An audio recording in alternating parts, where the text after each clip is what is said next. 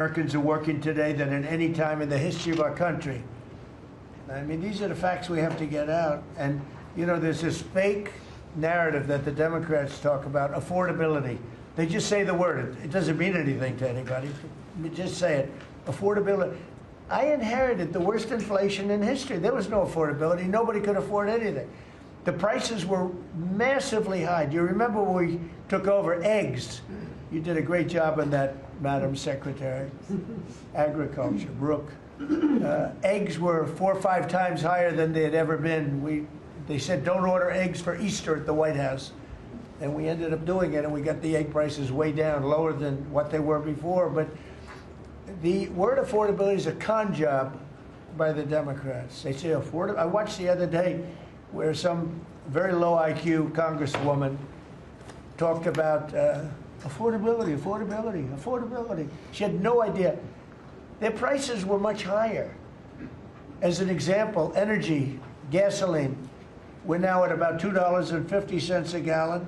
We're going to be, I think, at $2 a gallon. We could even crack that at some point. I'd love to do it. And we could do it more easily if we weren't building up the strategic national reserves, which Biden emptied out before the election so that he could try and get elected. Meaning he started it, then he got thrown out of the race. Then she took over and she kept it going, and they emptied out these strategic national reserves, which are really meant for something else. They're not meant to keep people happy with their gasoline price. They're meant for war. They're meant for problems, big problems. He emptied it out, and then she continued it during the process of trying to get elected. Didn't work out too well for him. And they virtually brought it down to the lowest level, I believe, in history.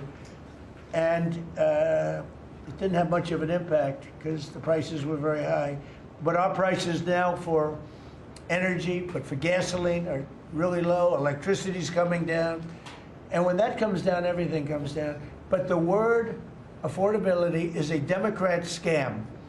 They say it, and then they go on to the next subject. And everyone thinks, oh, they had lower prices. No, they had the worst inflation in the history of our country. Now, some people will correct me, because they always love to correct me, even though I'm right about everything. But some people like to correct me, and they say 48 years. I say it's not 48 years, it's much more. But they say it's the worst inflation that we've had in 48 years.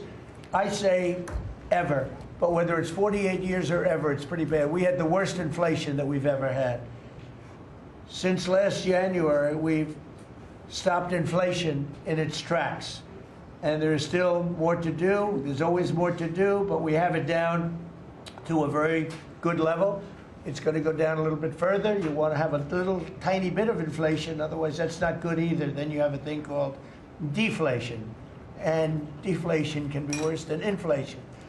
But we have it almost, we'll soon be at a perfect level. But we inherited the worst inflation. But we have 20 states that are now selling gasoline at less than the $2.75, think of that, $2.75. And it was at $5 under Sleepy Joe.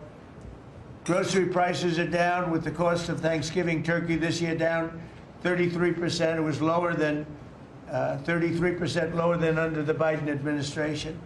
Egg prices are way down 86%, thank you. And mortgage rates, despite the fact that we have an incompetent chairman of the Fed, a real dope, who should reduce rates. I saw even Jamie Dimon said he should be reducing rates. I never saw Jamie Dimon say that. I wonder why he said that. But he really said it because he's right.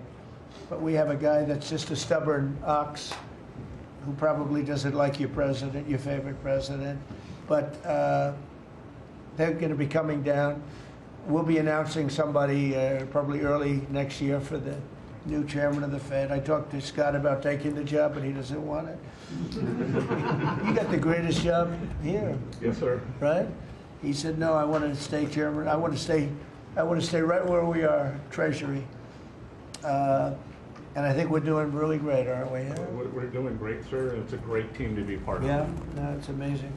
Under my executive order to lower prescription drug prices, which I think is the single biggest thing we've ever done that nobody writes about because you're fake news.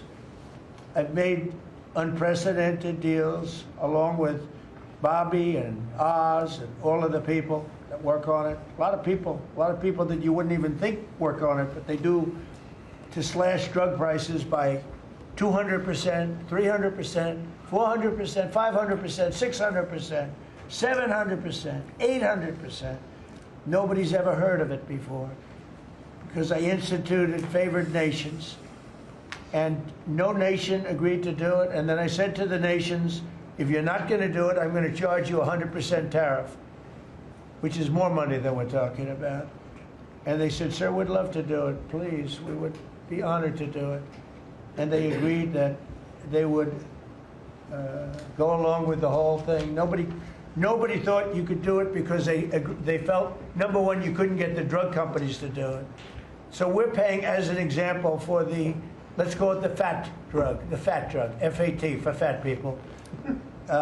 Anybody use it at the table? Don't ask. But the fat drug was $135. Think of that. For certain people, $1,300 for certain countries, $1,300 in New York. So in New York it was $1,300, and in London it was $135. And a friend of mine called me, he said, what is this? Why is it? He got used to paying $1,300. Well, now what we have it down to is, Bobby, what's the number? Like 150 or something? We have it down to a low number, don't we? Yeah, it's around 100, 125, 150. Think of that. So we got it down from $1,300 to $125 to $140, depending on various countries. In other words, we're paying the lowest price, tied for the lowest price in the world. It's, people said you could never do that because you couldn't get the countries to agree to it. I did. Every country agreed to it because I said, if you're not going to agree to it, that's okay, I'm going to charge you tariffs. And as soon as I said that, they said, we agree. And then we had to be a little tough with the drug companies, but they came along. The bigger problem was the countries. The countries just wouldn't go along with it, but they did, every country. So we have reduced drug prices by 500, 600, 700, 800, 900%, depending on the drug, depending on the company, depending on all of the different factors involved. Nobody's ever even thought of drug reductions like that, price reductions. And I told you the story that in my first term, I was so proud of myself because I reduced drugs. It was the first time in 28 years that drug prices were reduced. It was 1/4%, 1/4%. And I was so proud of myself. I said, it's the first time in 28 years that drug prices went down over the course of a year, over the course of a presidency. 1 year. 1/4%. I had a news conference. I was so proud. Now I got them down, not 1/4%. I got them down 400, 500, 600% and more. And the fake news won't write about it. And it's going to have a huge impact on healthcare because a big part of it's buying drugs, buying prescription drugs. It's going to have a huge positive impact because Obamacare is a disaster. I said it years ago, and I say it now, and the money should be paid, taken away from the insurance company. Obamacare was made to make the insurance companies rich. Their stocks have gone up 1,000% in a short period of time because the money goes to the insurance company. I want the money to go to the people. Let all the money go to the people, and let the people go out and buy their own health care. And I see on television, people are advertising now, we will help you buy health care. We will go out and help you buy. That's becoming like an industry because of what I said. So something's going to happen. It's probably not going to be easy because the Democrats, frankly, they don't want to make a good deal for the people. They just want to make a bad deal for the country. They want to make a bad deal for the Republican Party. But the Republican Party is united, and I will say that what I would like to do is the money doesn't go, trillions of dollars get paid to drug companies, and you still have lousy health care. Obamacare's horrible health care. We want it to go to the people, and then let the people go out and buy their own health care, and they'll do great.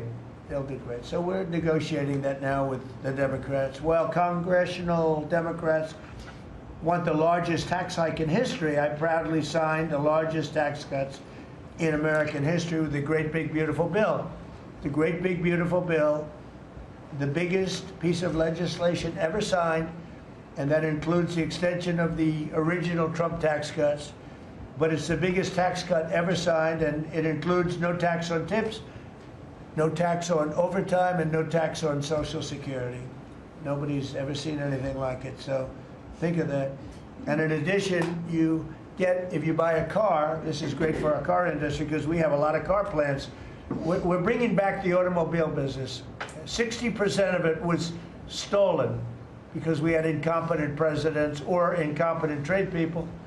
But 60% of it was stolen over the years, and now I think we're bringing it all back. I think we'll be bigger than we've ever been in the auto business. That's not even to mention AI, where we're leading China. You know, we're leading China by a lot. They're not going to catch us. We have to be smart, but if we're smart, they're not going to be able to catch us. They know that. They told me that. Next year is projected to be the largest tax refund season ever. And we're going to be giving back refunds out of the tariffs because we've taken in literally trillions of dollars.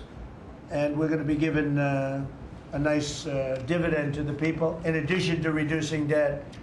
As you know, I inherited a lot of debt, but it's peanuts compared to the kind of numbers we're talking about. So we're going to be making a dividend to the people. And additionally, we're going to be able to reduce debt.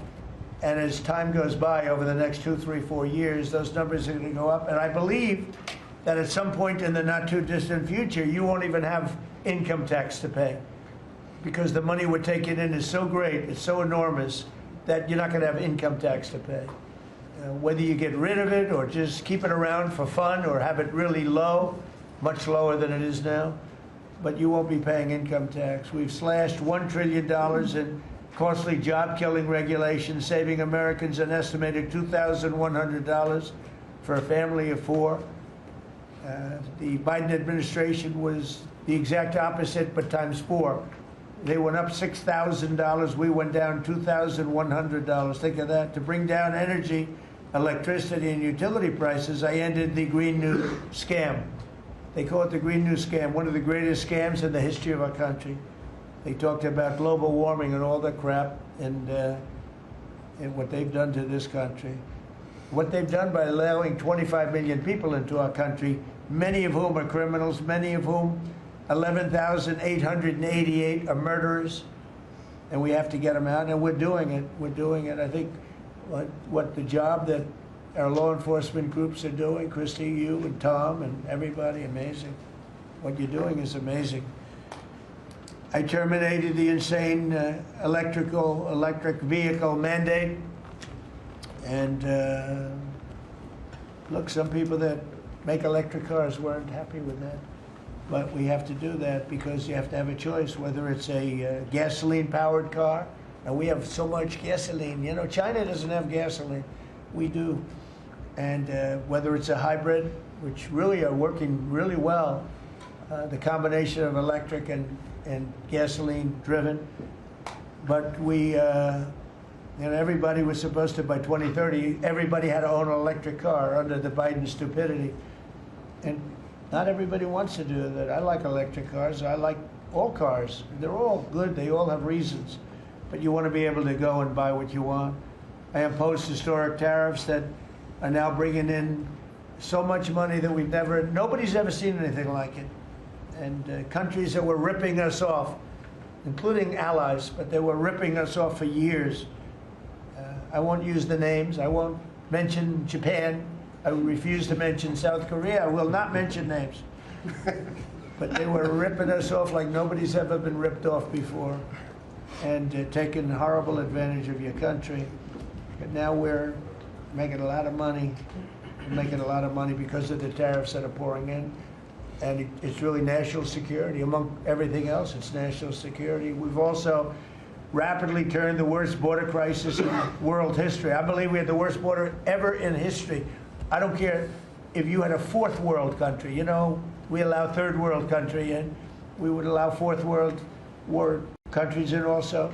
It doesn't matter. There was never a border that was as bad as our border. We allowed anybody in with no checks, no vetting. So we've rapidly turned the worst border crisis in world history into the strongest border in the history of our country, and probably one of the strongest borders in the history of the world, because we have nobody coming through. And I want to thank our people. The Border Patrol is so amazing, ICE, and I want to thank the military for the backup, because they're standing right behind them, and that was really nasty for a period of months, and now it's no longer nasty. Now they don't even come up. Nobody comes up. It's an easy job. It made your job a lot easier, because they know they're not going to get through. And we take people in, but they have to come in legally. For 6 months in a row, 0 illegal aliens have been admitted into the United States. You believe that? 0. We had millions of people coming in a year, millions.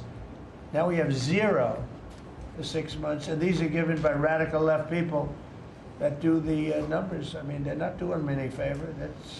They're being we don't have our net numbers are unbelievable.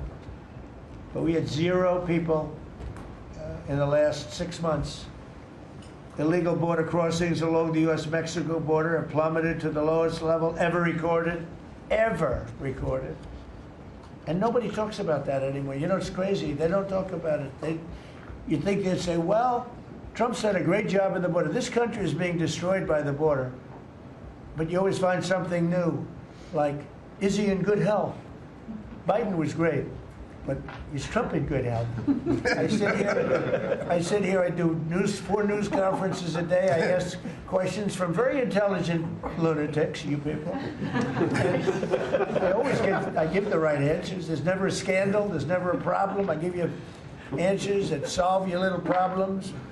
You go back and you can't find anything, but you do stories about Biden was in wonderful health. The guy didn't do a news conference for 8 months.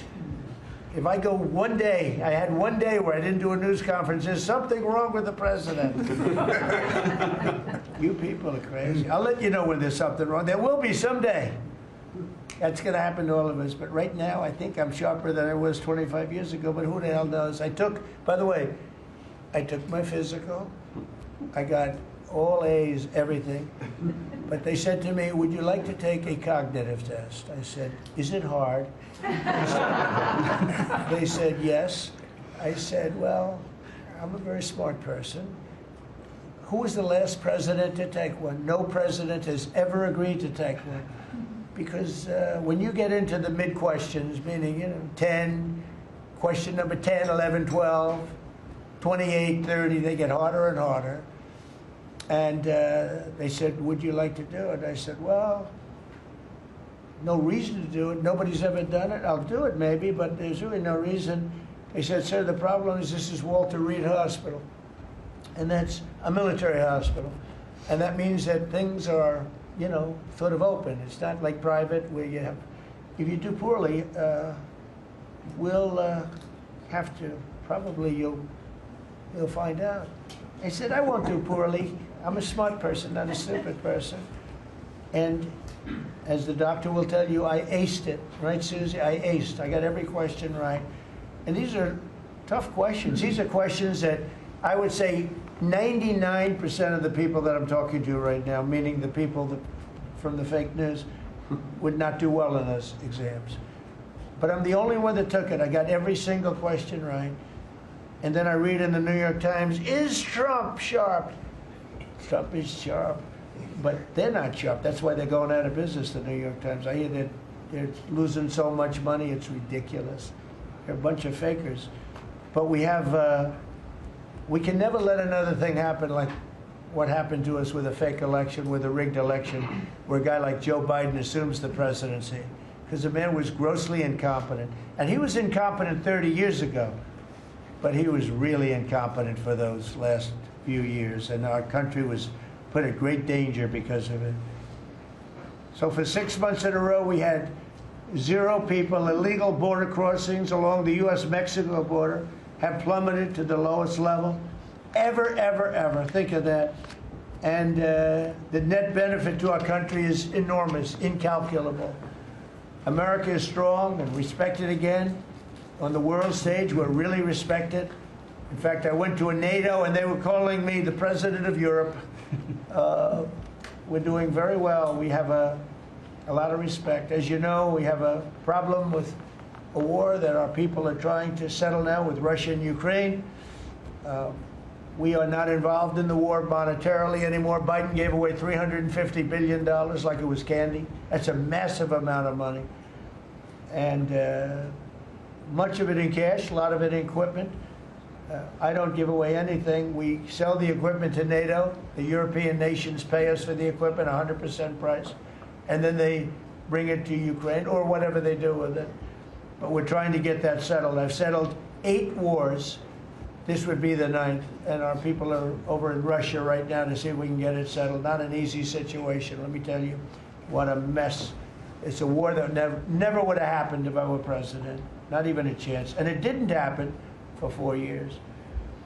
We've renamed the Department of Defense the Department of War, and I thought that would be controversial. And frankly, I tell you what, I haven't met one person, there's not one person I've met that doesn't like it. You know, think of it. We won World War I, World War II, everything in between, everything before it. And then we said, let's change the name. So we changed it back to what it was, Department of War, and Pete's doing a great job. We ended 8 wars, think of that. 8 wars, but we're going to do one more, I think. I hope. I hope. Every time I end a war, they say, if President Trump ends that war, he's going to get the Nobel Prize. So I end that war. Well, he won't get it for that war, but if he ever gets it for the next war, now they're saying, if he ever ends the war with Russia and Ukraine, he's going to get the Nobel Prize. What about the other 8 wars? India, Pakistan. Think of all the wars I ended. I should get the Nobel Prize for every war, but I don't want to be greedy. Actually, the woman who got the Nobel Prize said, "You've got to be kidding. Trump deserves the Nobel Prize." So that was very nice of her. I appreciate it, which is true, actually. But I don't care about that. You know what I care about? I care about death. I care about all the people that are dying. And last month, 27,000 young people died, mostly young people, mostly soldiers, despite some missiles being shot into Kiev and other places. But think of it, mostly young people. 27,000 people died between Russia and Ukraine last month. What a shame. So we're restoring law and order to our cities and towns. If you look at what's happened, and I want to pay my deepest respects to those 2 incredible people from the National Guard in West Virginia they came from. I spoke to their parents. Sarah is gone. She passed away. She's looking down on us now, and she loves her parents, and they loved her. They were, somebody said, how are they doing? I said, the word is devastated. Doing. How are they going to do? They're devastated. The rest of their lives they're going to be devastated. She was an incredible person, highly respected, top of her class, everything. She was like a perfect human being. 20 years old, just started. She was like a baby. She was so proud. They were giving her a promotion. And she told the parents that she was getting a promotion. And they were so proud of her. Then they get a call that this happened. And we have one young man who's fighting for his life. He's fighting very hard. I think he's probably doing better than anybody. They said he didn't have a chance. I'll tell you, the one who said he's going to live is his mother. Spoke to his mother. Sir, he's going to live. I spoke to her very soon after this horrible event took place with this scum that is able to come into our country. I spoke to his mother. Sir, he's going to be okay. I'm telling you. No doctor thought that. Nobody thought that. He was hitting bad places, and she was like so positive. It was incredible. And it's possibly right, Pam, right? Possibly right. Boy, it would be amazing. If he lives, it would be amazing. A miracle, actually. But we're very proud of those 2 people. We're very proud of the National Guard. We're very proud of our military and our police and our firemen and women. If you go back and take a look a year ago, year and a half ago, it all changed, I think, on November 5th, the day of the election. But you go back before that, you couldn't get people to join the military, Pete, right? They didn't want anything to do with military. They wanted nothing to do with joining the police or the fire. They wanted nothing to do with anything. They had no spirit. The country it had no spirit, nothing. And now we just had the highest recruitment in history, and we're getting great people. We're getting great people. And I will say, despite what just happened, Washington, D.C. has become a really safe place. And I guess this lunatic probably was upset that the National Guard is so effective, because we were really, really effective, and we are. And Washington, D.C. is now considered a very, very safe city. We had crime numbers a year ago that was so bad, embarrassment, that the city, the capital of this country, could have numbers like that. And Washington now is, I mean, no murders, no this. It's been a miracle also what happened here. And now we're in Memphis, and we're going to New Orleans pretty soon. Over there, the governor called me. He'd like to have us go there. Governor Landry, great guy, great governor. He's asked for help in New Orleans, and we're going to go there in a couple of weeks. And we're doing a real job. Even Chicago's down a little bit because we have a minor force there. We could knock it down within 4 or 5 weeks. We could bring it down to almost nothing. But we have a governor that's grossly incompetent, and we have a mayor that's even more incompetent than the governor. He's a very low IQ person. And typically low IQ people don't make good mayors. So I want to thank all of our cabinet members. They're high IQ. Let me say one. Yeah, generally speaking, a couple I'm a little concerned about. No, but I want to thank, we have a great cabinet, an amazing cabinet, amazing people. All of them, you know, sort of have become stars. We're getting credit for the good cabinet, actually. And I just want to wish everybody a great holiday. We've I think done a great job with the White House, bringing the White House back. You see the Palm Court that was redone. The Lincoln bedroom was redone. The Lincoln bathroom is now gorgeous, like it should have been. It was terrible green tile that was never the way it was supposed to be. It was done in the 1940s, actually, but it was not proper. And we're restoring the White House just like we're restoring the country, and people are thrilled. But the First Lady's done a beautiful job with the Christmas trees and all the decorations. I see the wreaths on the windows. I've never seen that before, on the windows of the White House. And you know, it's 4 stories high. I said, how did they get that wreath? They had people going up in a little dangerous, I wouldn't want to do it.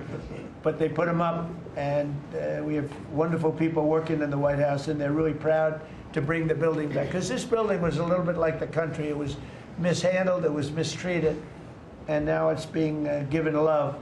And we're building one of the great, I think, maybe the greatest ballroom. We needed it for 150 years. They've been asking. You see the trucks and cranes and excavators in the background, and you hear them. And every time I hear them, I love the sound. To me, I love the sound. I wouldn't say my wife is thrilled. She hears pile drivers in the background all day, all night. They go till 12 o'clock in the evening, day, night, pile drivers. Darling, could you turn off the pile drivers? Sorry, darling, that's progress. But no, we're doing great. It's going to be I think it's going to be the finest ballroom ever built, and we're going to have it here. They've wanted it for 150 years. Think of that. So I will just end by saying I want to thank the cabinet. It's been a great cabinet. Let's think of it. Time flies, but this is our last of the year, as I said, and I just think you've done a fantastic job, and we're going to go around the room. We'll go quickly, but we're going to go around the room, and we'll start with Pete, and you'll tell us about some of the achievements. And some of you have achievements that are so big, I don't want you to go through the whole thing because we're not done. But we'll start with Pete, and then if you want, we'll take some questions at the end. Please, Pete. Well, thank you, Mr. President. As you said, it has been a historic year at the Department of War. Recruiting and retention over this year are at the most historic levels our country has ever seen. I had a chance to be on an aircraft carrier destroyer over Thanksgiving. The spirit in our ranks since the election under President Trump is unprecedented. I've never seen anything like it as a soldier myself in uniform, and I know a lot of you feel the same way.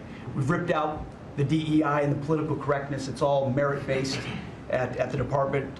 We're getting back to basics: accountability, training, readiness, lethality, and that's reviving that spirit. And Mr. President, we're rebuilding the military, historic investments. I just took briefings on the Golden Dome and F-47, next generation capabilities that are going to make sure that for generations to come, America has the most powerful, most capable, most lethal military in the world, which you have rebuilt once and we're rebuilding again. And then we're reestablishing deterrence and credibility. If you look at what happened, we deal with every day the outcome of what happened in Afghanistan, the debacle under Joe Biden. We just dealt with it in the streets of Washington, D.C. with those 2 National Guardsmen. And then what happened on October 7th with Hamas, what happened in Ukraine, a war that never would have started under President Trump. We're having to rebuild that. So whether it's freedom of navigation and taking the fight to the Houthis, whether it's Midnight Hammer, those beautiful B-2s going 37 hours back and forth, undetected, delivering with precision, and Iran not getting nuclear capabilities, Europe and NATO stepping up to 5%, locking down our southwest border. It's been an honor to work with Christy and Tom and everyone else down there to lock it to 0, operational control of our border. And then it's getting after and going after narco-terrorists and designated terrorist organizations in our own hemisphere.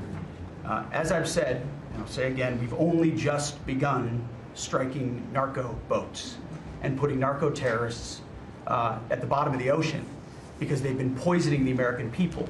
And Joe Biden tried to approach it with kid gloves. And allowed them to come across the border, cartels take over community, 20 million people, hundreds of thousands of Americans poisoned. And President Trump said, no, we're taking the gloves off. We're taking the fight to these designated terror organizations, and it's exactly what we're doing. So we're stopping the drugs, we're striking the boats, we're defeating narco-terrorists, and we're standing... And you may say one thing, that drugs coming in through the sea by sea are down 91%. And I don't know who the 9% is. I'm not sure either, sir, because... But down 91% by sea. We've had a bit of a pause because it's hard to find boats to strike right now, which is the entire point, right? Deterrence has to matter, not arrest and hand over and then do it again, the rinse and repeat approach of previous administrations. This is meant to get after that approach. And I will just end by saying, as President Trump always has our back, we always have the back of our commanders who are making decisions in difficult situations, and we do in this case and all these strikes. They're making judgment calls and ensuring that they defend the American people. They've done the right things. We'll keep doing that, and we have their backs, Mr. President. Good job. Thank you very much. Howard? So we set out to stop the ripoff of the United States of America. This is about global change of trade. We've been ripped off since 1945 when we set this policy. So we set out, and together with my partners, Jameson Greer and Scott Bessent, we set out to change that. So we started, the first one was the UK deal, right? We asymmetric. They pay us 10%, and we get charged nothing. That allows us to export, and that began the process. Then we did the biggest, the European Union, 450 million people, $20 trillion economy. They completely opened their borders to us, and we charge them 15%. That makes America $100 billion a year and turns it back to where our economy is the best. And so it proved that President Trump's trade agenda was the right trade agenda. Then we go to Japan and Korea. They offer us $750 billion in cash to build in America at the president's direction. And we're going to start, as an example, nuclear. Right? We need to have a nuclear arsenal in America of power, the generation of power. So we're going to build hundreds of billions of dollars, financed by the Japanese and the Koreans, meaning they give us the money, we build it here, and we split the cash flow 50-50. We're going to build ships, $150 billion worth of ships in America. That changes the way things work. Right? After those trade deals, then you go to how are we going to reshore? Right? Let's start talking about the auto industry, right? We've been competed against by Koreans, the Japanese, the Europeans. We're kicking our tail. President Trump changed it. 25% tariffs, bring it all home. This year, General Motors stock up 40%, Ford up 34%, and on the same day that we announced we had set all the tariffs, Sean Fain, the head of the United Auto Workers, called and said, I can't believe I'm calling a Republican Secretary of Commerce to tell the president that this is the greatest administration for auto workers in America. stocks up, and auto workers up. That proves that President Trump understands how to take care of the whole ecosystem, both the companies and, more importantly, the people who work there. Semiconductors, right? We didn't build any. The Biden CHIPS Act was a $60 billion giveaway, right? We've now turned that. $300 billion is committed to America. That's going to go up to $750 billion in the next 60 days, right? And then you go to pharmaceuticals, right? $250 billion being invested in America, and then working together with Bobby Kennedy, right? Pounding away on that MFN, working together as a joint team. They're coming to over $250 billion and cutting prices in half. We did the golden share of U.S. Steel to make sure the Mon Valley is protected.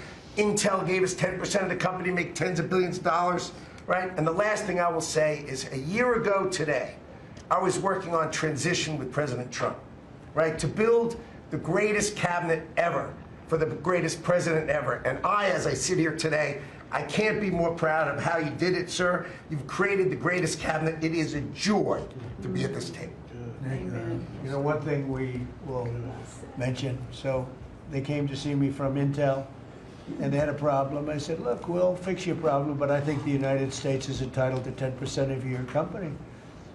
And the chairman looked at me and he goes, you have a deal. Tell them, how much money have we made since I made that deal? It's only $40 billion. 40 billion. We made $40 billion. That was, what, 3 months ago? Does anybody write about it? Nobody writes about it. That's okay. Mr. Secretary, how we doing with transportation? Well, Mr. President, so just quickly on aviation, many of you heard that we have an infrastructure made of copper. We have to transition to fiber. The last administration said it was going to take more than 10 years to complete the transition from copper to fiber. They had no plan to actually do it. We have already completed a third of this transition from copper to fiber. Now it's going to take longer for us to go from analog to digital. By the way, the rest of the world transitioned 20 years ago from analog to digital. We are just going to do that at the FAA right now, but we're buying new radios. We're going to buy new radar. By the way, those radar are going to be made in America, Mr. President. This phase of the operation will be completed by the time you leave office. It's 3 years.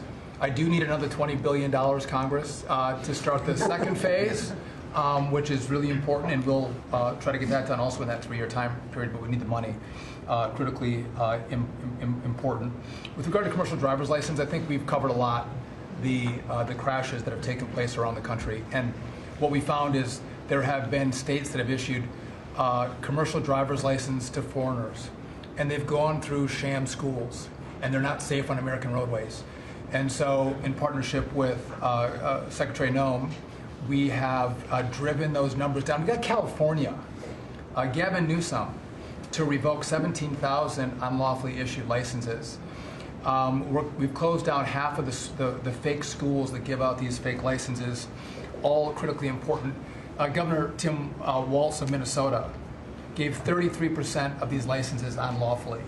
People that should never have a driver's license driving a big rig on American roads, endangering the American people, shameful. We've cleaned up Union Station here in D.C. per your directive. We're going to rebuild Penn Station in New York. We're going to break ground at the end of 2027, get that project operational. And, you know, Mr. President, a lot of us, I fly commercially, I fly back by the bathrooms. I don't know why that happens. They put me in the back. You know, we've asked Americans to bring their better selves, to bring civility back to travel, to say, listen, let's say please and thank you. And if you have someone's pregnant on your flight and you're as strong as Pete is, well, pick up the bag and help her put it in the overhead bin. Let's be nice to each other, is what we've asked. Maybe not wear pajamas or slippers on the airplane. And I think it's been received fairly well, and I think we can all have a better travel experience when we do that. And just the last point I'll make is there was a big football game where the Merchant Marine Academy that falls under DOT actually beat the Coast Guard with Kristi Noem. We beat them by 1 point, and so we're very proud of that. And so well done, Kings Pointers. So a little bit in a nutshell, we're rebuilding the air traffic control under boot edge. That was supposed to be boot edge. Who's another grossly incompetent person? He'd get in his bicycle, ride to work. And he was just terrible. What they do is they take the fiber optics and they take fiber trying to hook it into copper. And fiber and copper don't mix. You can't do it. But people knew that for the last 30 years since they started doing the fiber. And they spent billions of dollars and it didn't work. And you saw that by the helicopter crash. You saw that by Into the Plane. You saw that by a lot of things. So we're doing a brand new air traffic control system, and it's going to be the best, and it's going to be from top to bottom, and we have the 3 top companies in the world bidding on it, and it's going to be one bid, and we're going to have one company responsible, and it'll be the best system, and it's going to make this. Look, our skies are safe, otherwise we wouldn't let people fly, but we're going to have the safest skies. We're going to have the best system anywhere in the world. We're also going to rebuild Dulles Airport, because it's not a good airport. It should be a great airport, and it's not a good airport at all. It's a terrible airport. It was incorrectly designed with a good building. Actually, it's got a beautiful terminal. Saarinen was the architect, one of the greatest architects in the world at the time, a great architect. And so they have a great building and a bad airport. But we're going to turn that around, and we're going to make Dulles Airport, serving Washington and Virginia, Maryland, etc. We're going to make that into something really spectacular. We have an amazing plan for it, and other things. But you're doing a really good job. I appreciate it. The people movers of Dulles, we had a crash recently. So we're going to announce that later today. A request for bids on this, but again, it's a not a great airport, which we can make great in this administration, Mr. President. We have a design that's amazing for Dulles. It's going to take Dulles and make it a really bad. It was a badly designed airport. We're going to make it into as good as there is in the country. It'll be exciting. Okay, please. All right. Well, Mr. President, it's good to be here at this meeting because in 1 year you can look around the table and see the change.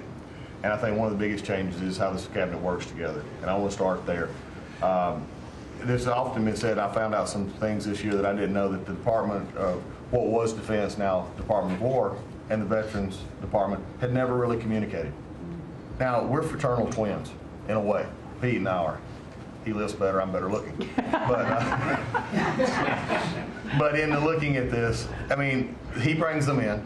He keeps them for a number of years, up to 20 or longer, and then they come into what the country is committed to our veterans. And if you don't have both ends working correctly, then recruitment lags, morale lags, and we've been able to work and fix a great deal of that. I didn't need to change our name, but I did do one thing. I put the veteran back first at the VA. And we did that in 1 year. How did we do that? We started taking things that have been neglected for a long time and put them back. We had a backlog in which we've dropped over 160,000. We're not talking year-to-year change at the VA. We're talking 5-6 year. We have to go back 5 to 6 year prior COVID numbers to see the change of backlogs that are now reduced. We do it in 6 months instead of the long time it took. In fact, it grew under the Biden administration. It shrank over 160,000 under us. Champ VA, which is a program we have, has basically been back to day to day. It was at a terrible state, which delays and claims and everything's going on. We've got that back.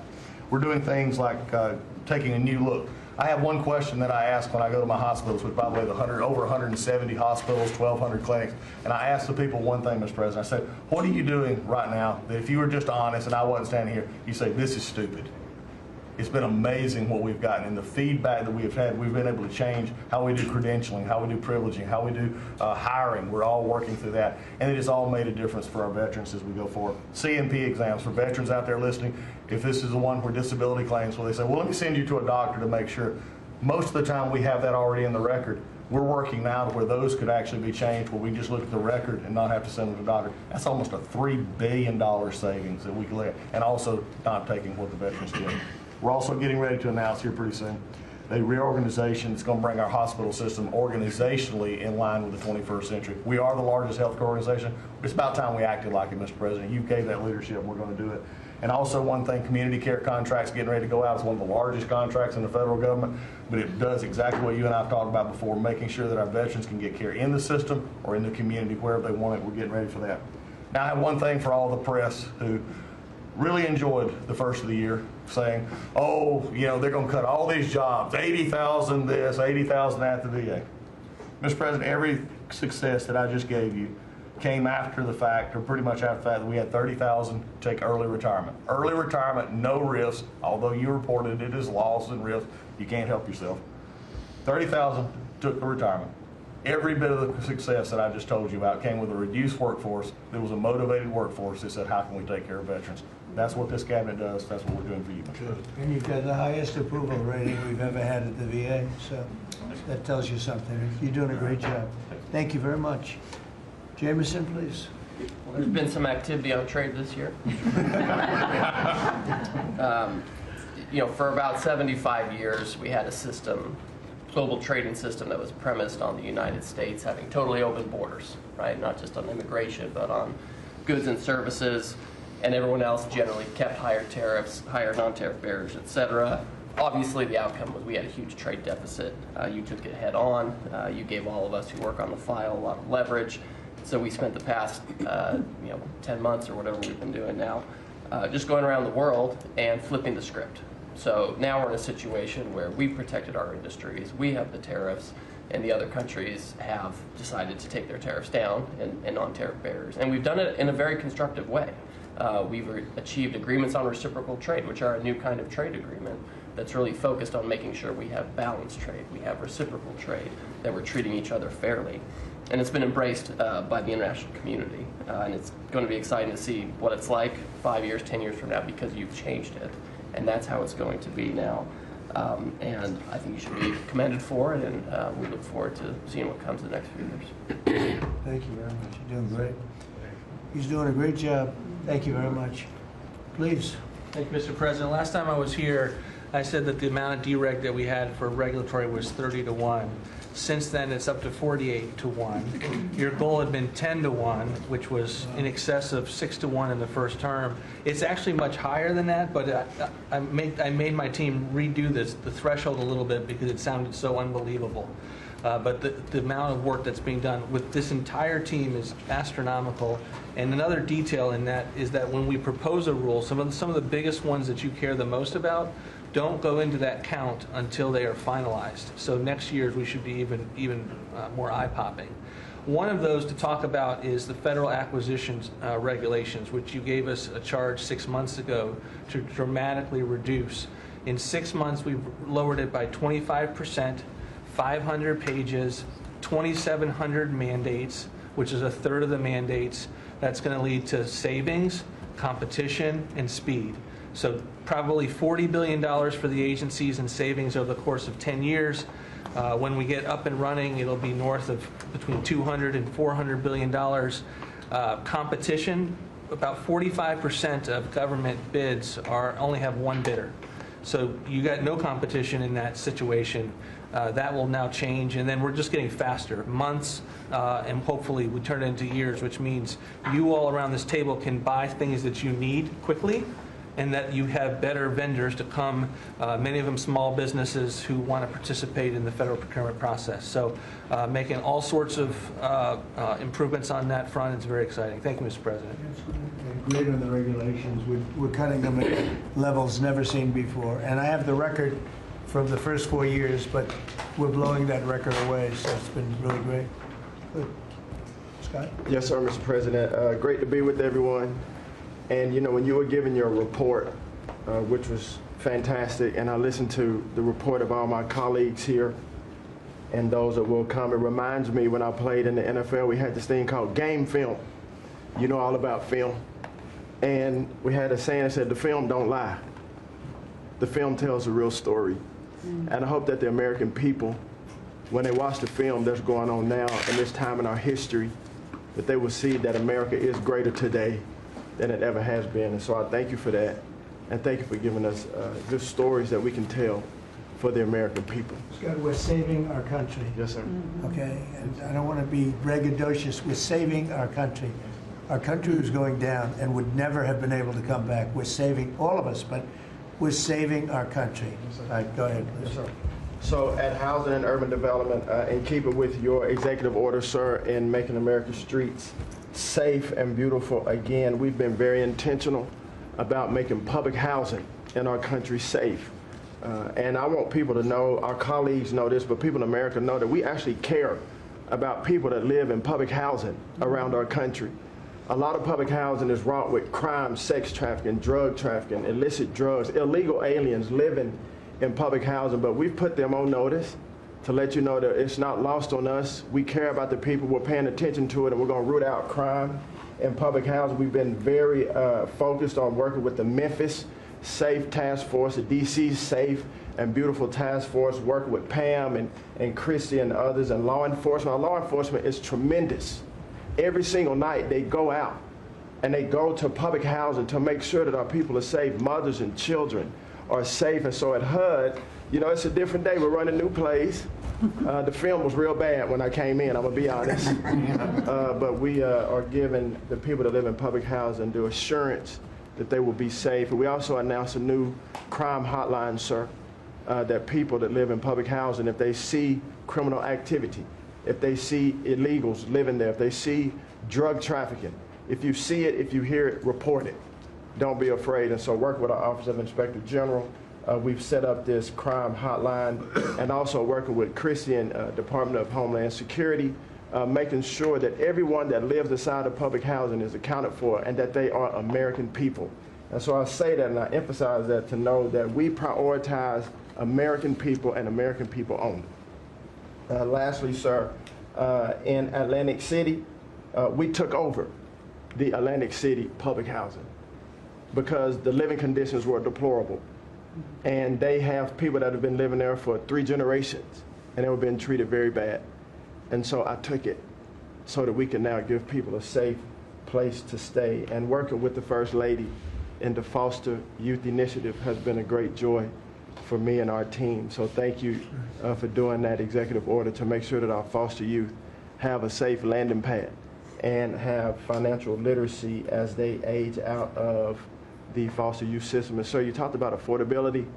HUD has supported over 1 million Americans in home ownership and affordability, and over 560,000 are first-time home buyers. So I hope that the press will write about that good news, that 1 million people are able to own a home and to refinance their homes. And sir, we are moving our building from DC to Alexandria, Virginia. So thank you for your support. We're going to save the American people by $500 million. So that's my report. Thank you, sir. Thank you, Scott. Well, coming off of Thanksgiving, moving towards Christmas, I think it's the season of Thanksgiving, and 2 words for me are gratitude and joy. Gratitude to you for, as Howard said, bringing this team together. I say it a lot, but I'll say it again, that this is like family at this point, and I don't know that there's ever been an organization like this, at least a government like this in the history of our country.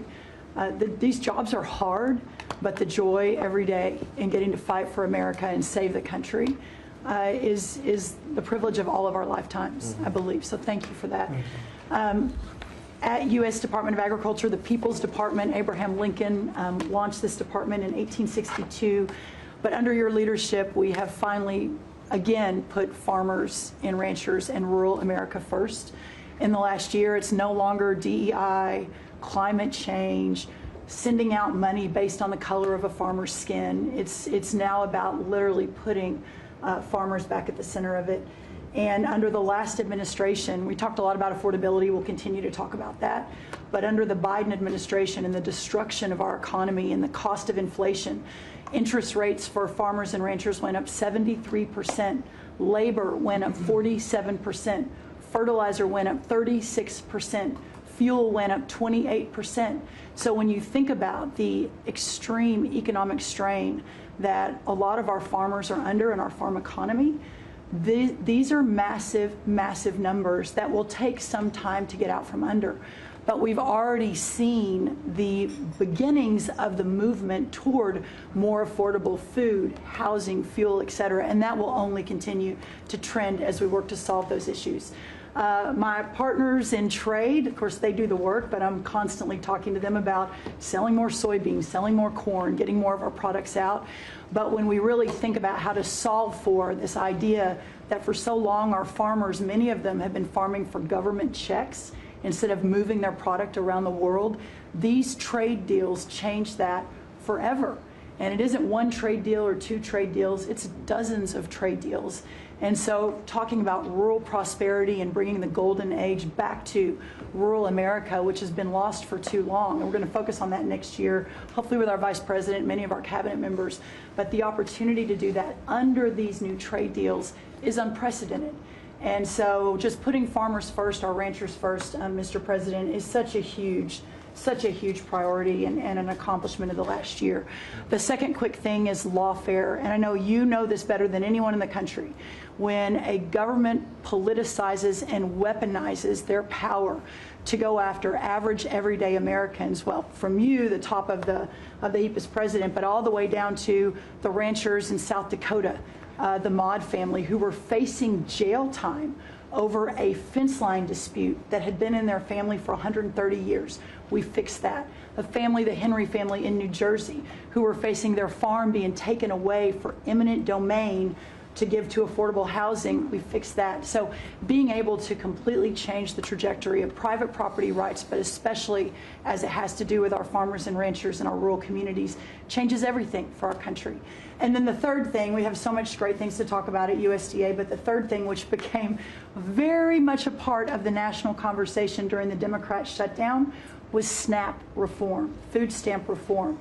When all of America saw what so many of us know and have been working on, but when you have so much rampant fraud in a program that 42 million Americans participate in, now big good piece of news that I hope is written about, since you became president, about 800,000 of those 42 million have moved off of food stamps, which is hopefully the plan with better jobs, higher wages, et cetera. But still, when we found 186,000 dead people's Social Security numbers being used, 500,000 people receiving benefits more than twice. We had a couple of people receiving benefits in 6 states. In February of this year, we asked for all the states for the first time to turn over their data to the federal government, to let the USDA partner with them to root out this fraud, to make sure that those who really need food stamps are getting them, but also to ensure that the American taxpayer is protected. 21 states said yes, not surprised. 29 states said yes, not surprisingly, the red states, and that's where all of that data, that fraud comes from. But 21 states, including California, New York, and Minnesota, the blue states, continue to say no. So as of next week, we have begun and will begin to stop moving federal funds into those states until they comply and they tell us and allow us to partner with them to root out this fraud and to protect the American taxpayer. As Joe Biden was working to buy an election a year ago, he increased food stamp program funding by 40%. So now as we continue to roll that back. So the partnership in Making America Healthy Again is also in food stamps, but a lot of what Bobby and I are doing together is really remarkable. But again, just gratitude and joy for this work, and so grateful to you. The final thing I'll say, a lot of gratitude to Secretary Marco Rubio for wearing his Aggie maroon tie as a reflection of Texas A&M beating Florida handily about a month ago. So Marco, I want to thank you, and much gratitude and joy in my heart as well. Yes. But thank you, sir. We also have to say something about China with one of the largest purchases ever in our country, the soybeans. Yes, sir. And so I want to thank President Xi. We had a great meeting. We were in South Korea, and I went to a lot of other places too, but we met in South Korea, and President Xi was great. And China gave us among the largest orders in the history of your world, agriculture. That's right. And sir, may I say, this is the remarkable result of real leadership, and your real leadership. Just a couple of days ago, China announced that they were going to halt all purchases from Brazil because they had found some irregularities in some of the soybeans they're buying from Brazil. And what that means is a continued signal that this country and our farmers produce the best, highest quality soybeans, sorghum, et cetera, in the world. And what you've been able to do is open those markets up and, again, move toward an era where our farmers are not so reliant on government checks, but they have the markets to sell their product. Having said that, we do have a bridge payment we'll be announcing with you next week, as we're still trying to recover from the Biden years. That's right. To help the farmers. We're going That's to help right. the farmers. They did not help the farmers. That's right. Thank you very much. Thank you, sir. Scott? Mr. President, it's been a great year on the economy, but the best is yet to come. the tens of trillions of dollars that have come in investment, both the portfolio investment by companies, investment by countries, that is turning into a CapEx boom for the U.S. Capital expenditures up 15% in history. When CapEx is up, jobs will follow. The One Big Beautiful Bill is an incredible, as you said, thanks to your leadership, along with Speaker Johnson, Senator Leader Thune, we had that done on July 4th, which everyone said was impossible. And the great thing about that bill, sir, for the American people, it's for industry, 100% expensing, build your factory here, you can write it off immediately, but you also insisted on the 4 benefits for working people: no tax on tips, no tax on overtime, no tax on Social Security, auto deductibility for American cars, and that is retroactive.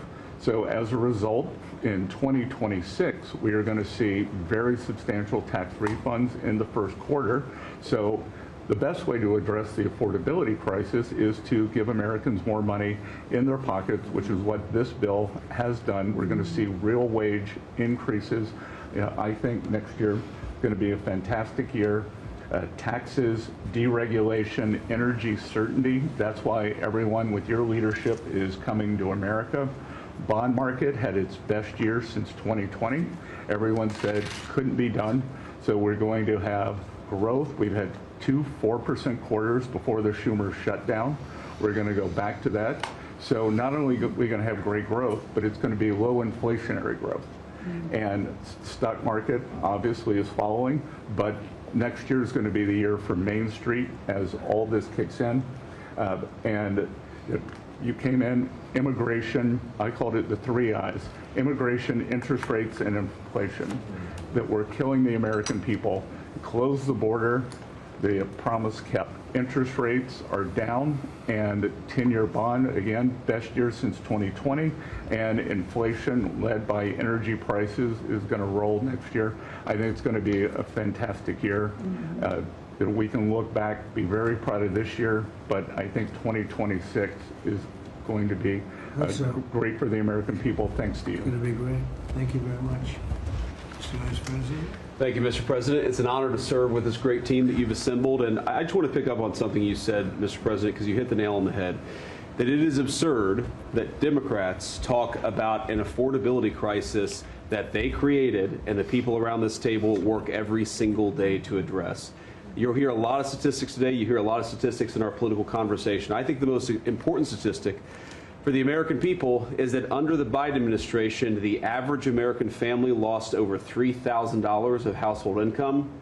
And under the first 10 months of this Trump administration, they have gained over $1,000 of household income. What that says very clearly is that we are fixing the problem that Joe Biden and the Democrats created in the last administration. If you look at every affordability crisis that's confronting the American people today, it is traceable directly to a problem caused by Joe Biden and congressional Democrats. Why did homes get so unaffordable? Because we had 20 million illegal aliens in this country taking homes that ought by right to go to American citizens. Why did tax bills get so unaffordable? Because Democrats were raising taxes while congressional Republicans under the president's leadership, we're now cutting taxes. Why did food get so expensive? Because we printed trillions of dollars and threw it into green scams that made our agricultural economy suffer while Americans were paying higher prices for food. On every single one of those issues, Mr. President, I think we've made incredible progress. But it would be preposterous to fix every problem caused over the last 4 years in just 10 months. I think that we've done incredibly good. But what I see over the next year, and you heard Brooke talk about joy and gratitude, what I really think this season represents for me, and I think for the entire administration, is that we have now done incredible work to fix what Joe Biden broke.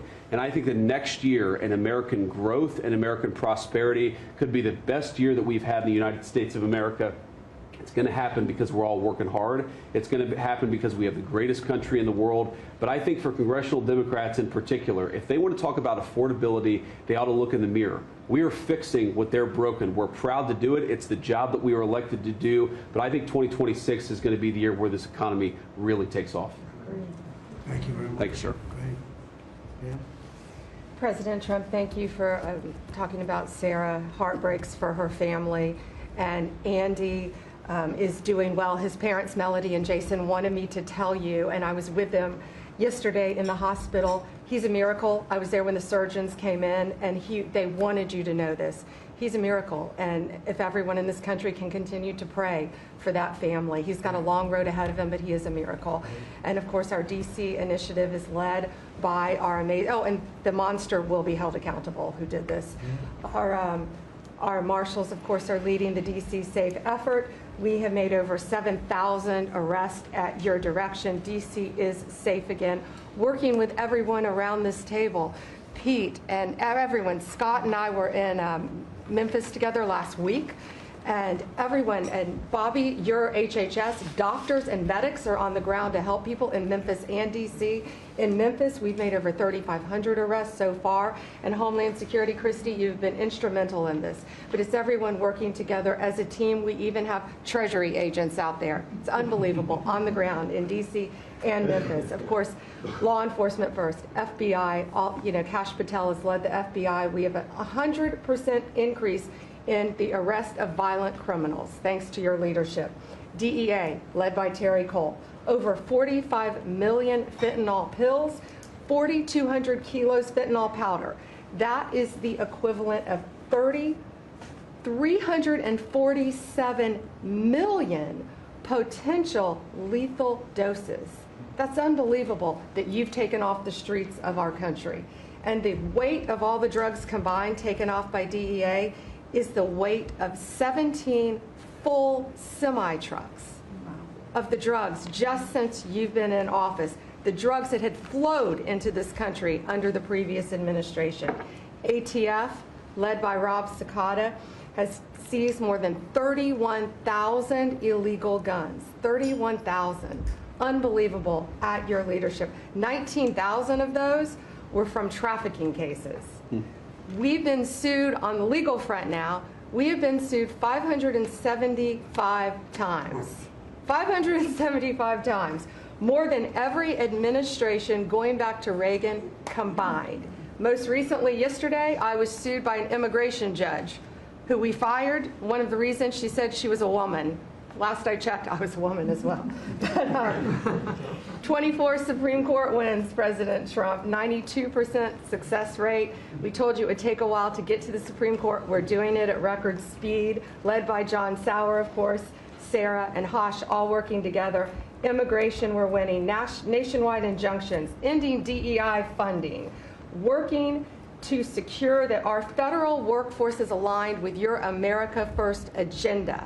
Representing pretty much everyone in this room. We met with your general counsel yesterday, Doug, working with everyone. It's nonstop. ICE, of course, we're winning there with Christy. We're Brooke, SNAP benefits, won there. Marco, USAID. Pete, National Guard, of course, going nonstop. Our U.S. attorneys are fighting violent crime, working around the clock to make America safe again, which was your directive. Our Civil Rights Division, suing Gavin Newsom 3 times now, Prop 50, keeping boys out of girls' sports, and in-state tuition for illegal aliens. We've sued over election integrity. We are litigating major universities with Linda. Thank you, our Civil Rights Division, for everything that you've done to end DEI in our schools. Our Civil Division fighting sanctuary cities every single day. And of course, our Antitrust Division with Google, major settlement. Our attorneys are working on terrorism, TDA, MS-13, Antifa, President Trump. We've charged more than 500 defendants with assault on federal officers thanks to your directive. And also, we have dropped countless cases against Americans that were prosecuted under the Biden administration, including J6, COVID, FACE Act, and more. And as everyone knows, we cannot talk about pending grand jury investigations, but no one is above the law, and that includes what happened in Arctic frost. I hope everyone has a very Merry Christmas, Happy Hanukkah, and Happy Holidays. Thank you for fighting for our country. Thank you. Thank you very much. Please, Laura. Well, thank you, Mr. President. Thank you for allowing me to be at this table. When I came on board, I knew really none of you in this last year, and it's been a year, Mr. President, since I've had the pleasure to serve this country on the workforce. Everybody said the Department of Labor would be quiet, fly under the radar. You won't have to do too much. Absolutely not, because you made the American people realize the American dream is real for the American workforce. And it's been under your leadership, Mr. President, that over 2 million jobs that has been created since you started have been native-born workers. And that is the difference between this presidency, this administration, as opposed to the Biden administration, where mostly foreign-born or federal government jobs. And I think through the private sector, over 2 million jobs of native-born. And so the Labor Department has wasted no time in putting that into action with our Make America Skilled Again, either grant dollars, but the intentionality of the apprenticeship program, 1 million active apprentices across this country. We have done over 250,000 new apprentices so far in the first year and registered over 2,000 new apprenticeship programs. Why do we need the apprenticeship programs with the men and women in the trades? Because of the leadership of onshoring and reshoring, and have a lot of these companies reinvest in America. We have to build this country. We cannot do that without the tradesmen and women and the craftsmen of this country. And I think that, Howard and I, we talked about that from the beginning, and we're going to have to lean in on that because we need the labor force, 700,000 new skilled jobs with electricians, construction workers, machinists, and so forth. And as I traveled with the Vice President as well, we see that on the manufacturing floors of this country, they're in desperate need. The Department of Labor are going to get the workforce skilled again. Working with Secretary McMahon as we move a lot of the education out to our respective states, we are now working together, and we have deployed $86 million in investments, and a lot of that is in AI infrastructure jobs to have our new workforce proficient and literate in AI if we're going to continue to lead the AI race, and we're working on that. And the Department of Labor is now creating and will soon launch the AI infrastructure and workforce hub, which we will be able to track that metrics to see exactly if these dollars are going correctly. Integrating education and workforce with, obviously, Administrator Loeffler and I are on the road a lot together because we're talking about Main Street as well as a lot of the manufacturing jobs, and how we're being an ally to our businesses as opposed to an adversary. For far too long under the Biden administration, we were adversaries to our business owners, and we want to give them a leg up always and make sure that we're paying attention. And we want our workforce to be educated. We do not need the numbers that we have seen across this country where our 4th through 8th graders cannot read, write, or do any math, and they are our future workforce. We have to depend on the American worker first. Also, lowering healthcare costs in line with the executive order. I'm working with Treasury and HHS, and rulemaking is underway to expand healthcare transparency and make pricing more affordable for our employers who offer these to their employees. Promoting retirement security. The department rescinded the Biden administration's guidance that restricted the use of crypto in the retirement investments, and we're seeing more and more of that. Where we also rescinded the supplemental statement that discouraged the fiduciaries from considering the alternative assets for 401ks, and that will also come through the Department of Labor, that rulemaking. Ending abuse of cheap foreign labor at the expense of the American worker. We launched over 200 investigations into companies who will have abuse and or fraudulently against the American worker. So Project Firewall was released. Thank you, Mr. President. We want the trained workforce, but we will root out the fraud and abuse, and we'll protect the American worker first.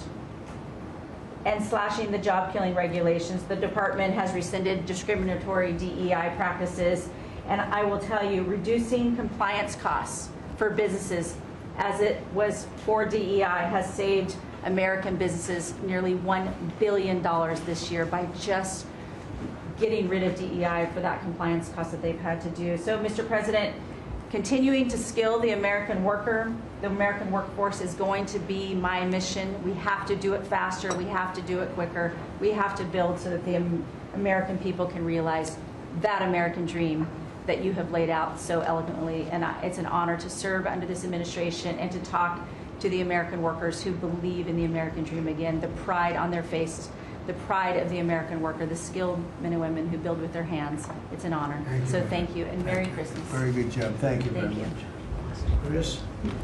Mr. President, I am honored and frankly inspired to sit at this table with this incredible team of leaders that work every day for one and only one constituency, the American people. Not this group or that group, the American people. The price of energy is very much on the mind of Americans. The biggest determinant of the price of energy is politicians, political leaders, and policies. That's what drives energy prices.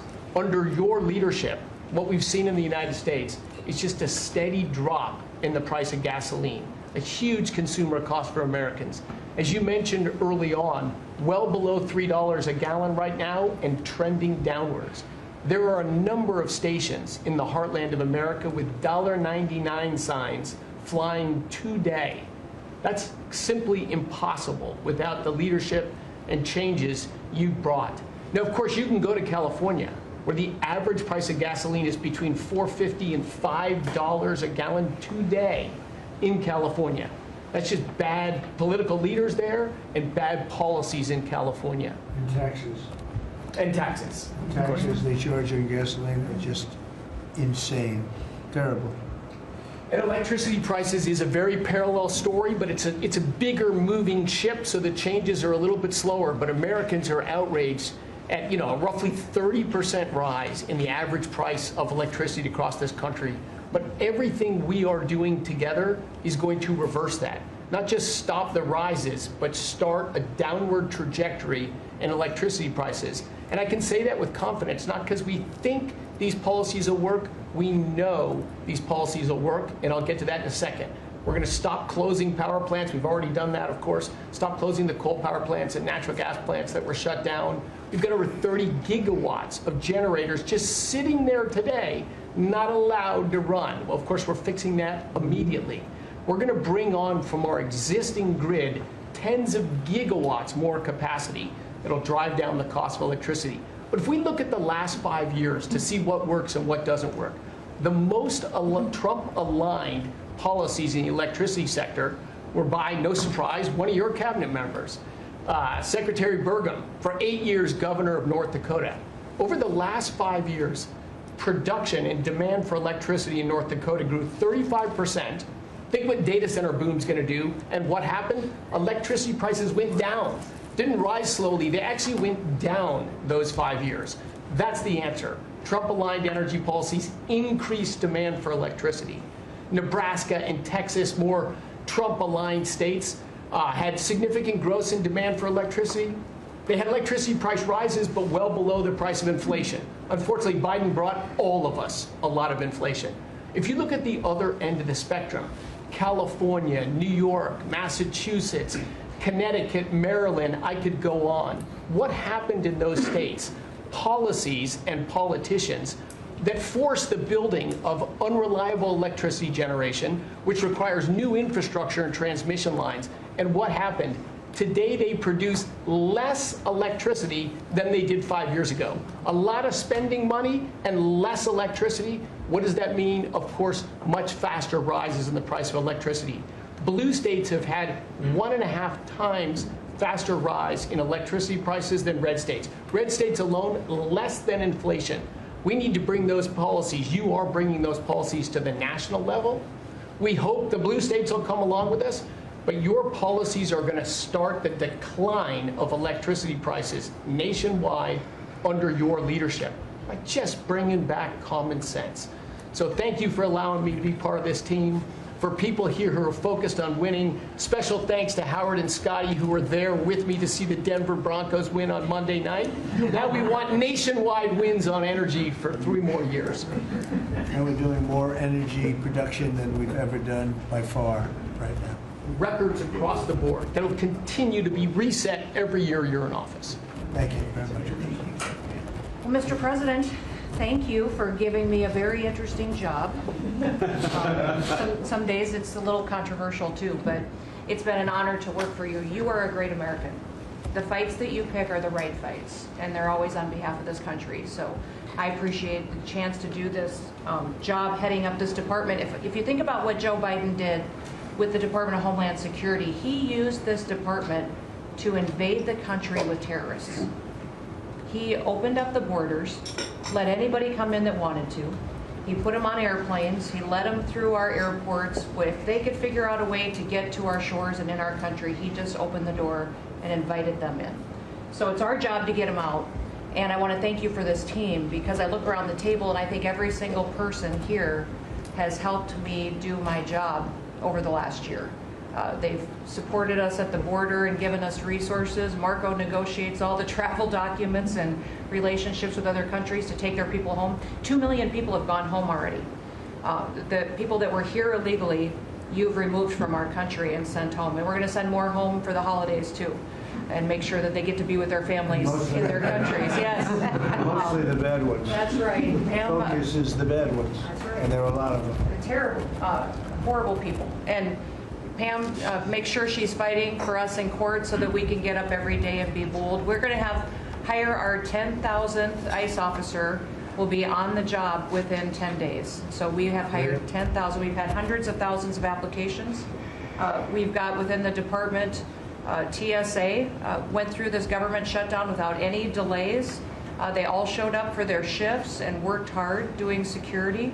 And they have been absolutely fantastic. Sir, you made it through hurricane season without a hurricane. Yeah. And so FEMA, you kept the hurricanes away. So we appreciate that. And FEMA is deploying resources and dollars 150% faster than ever before.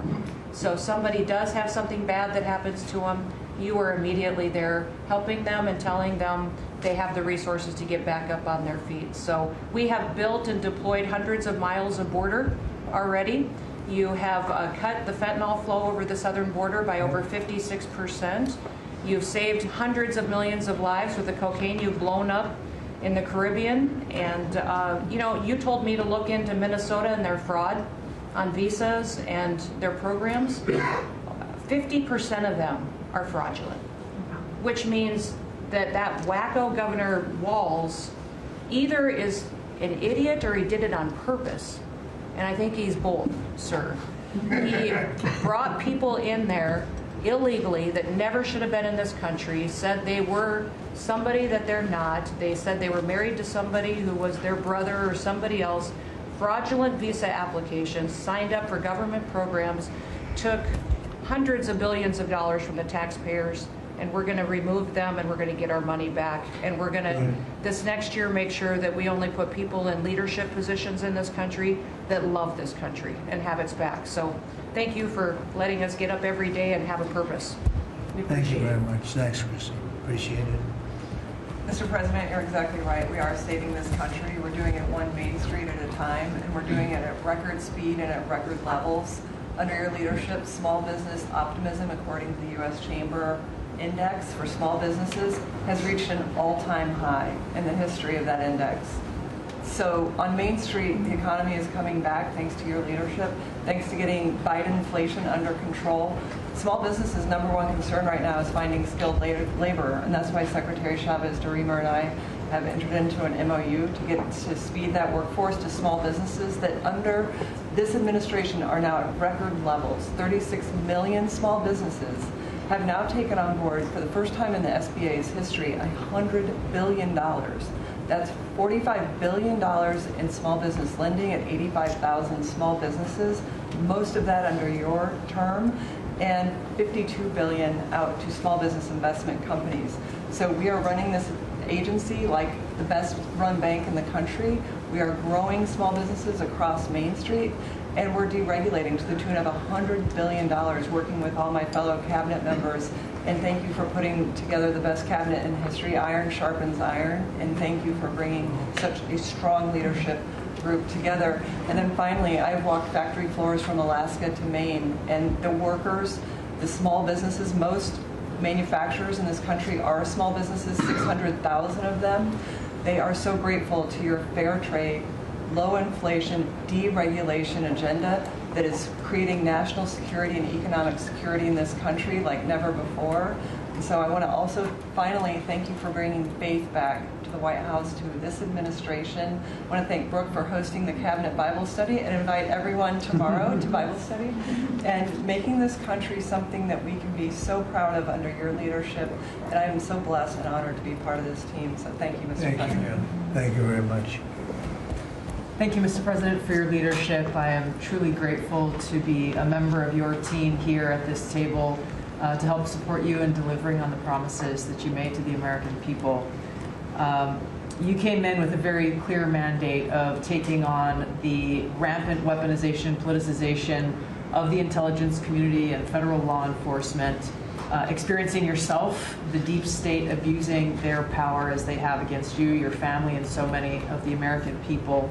Bring out accountability, truly, for those who have abused their power, making sure that the intelligence community is supporting your efforts in keeping the American people safe, secure, and free, and being the president of peace. I'm grateful to be in this position as your Director of National Intelligence to support you in these efforts, and I'll cover very briefly what we've done over the last year under your leadership and what we look forward to continuing to focus on next year.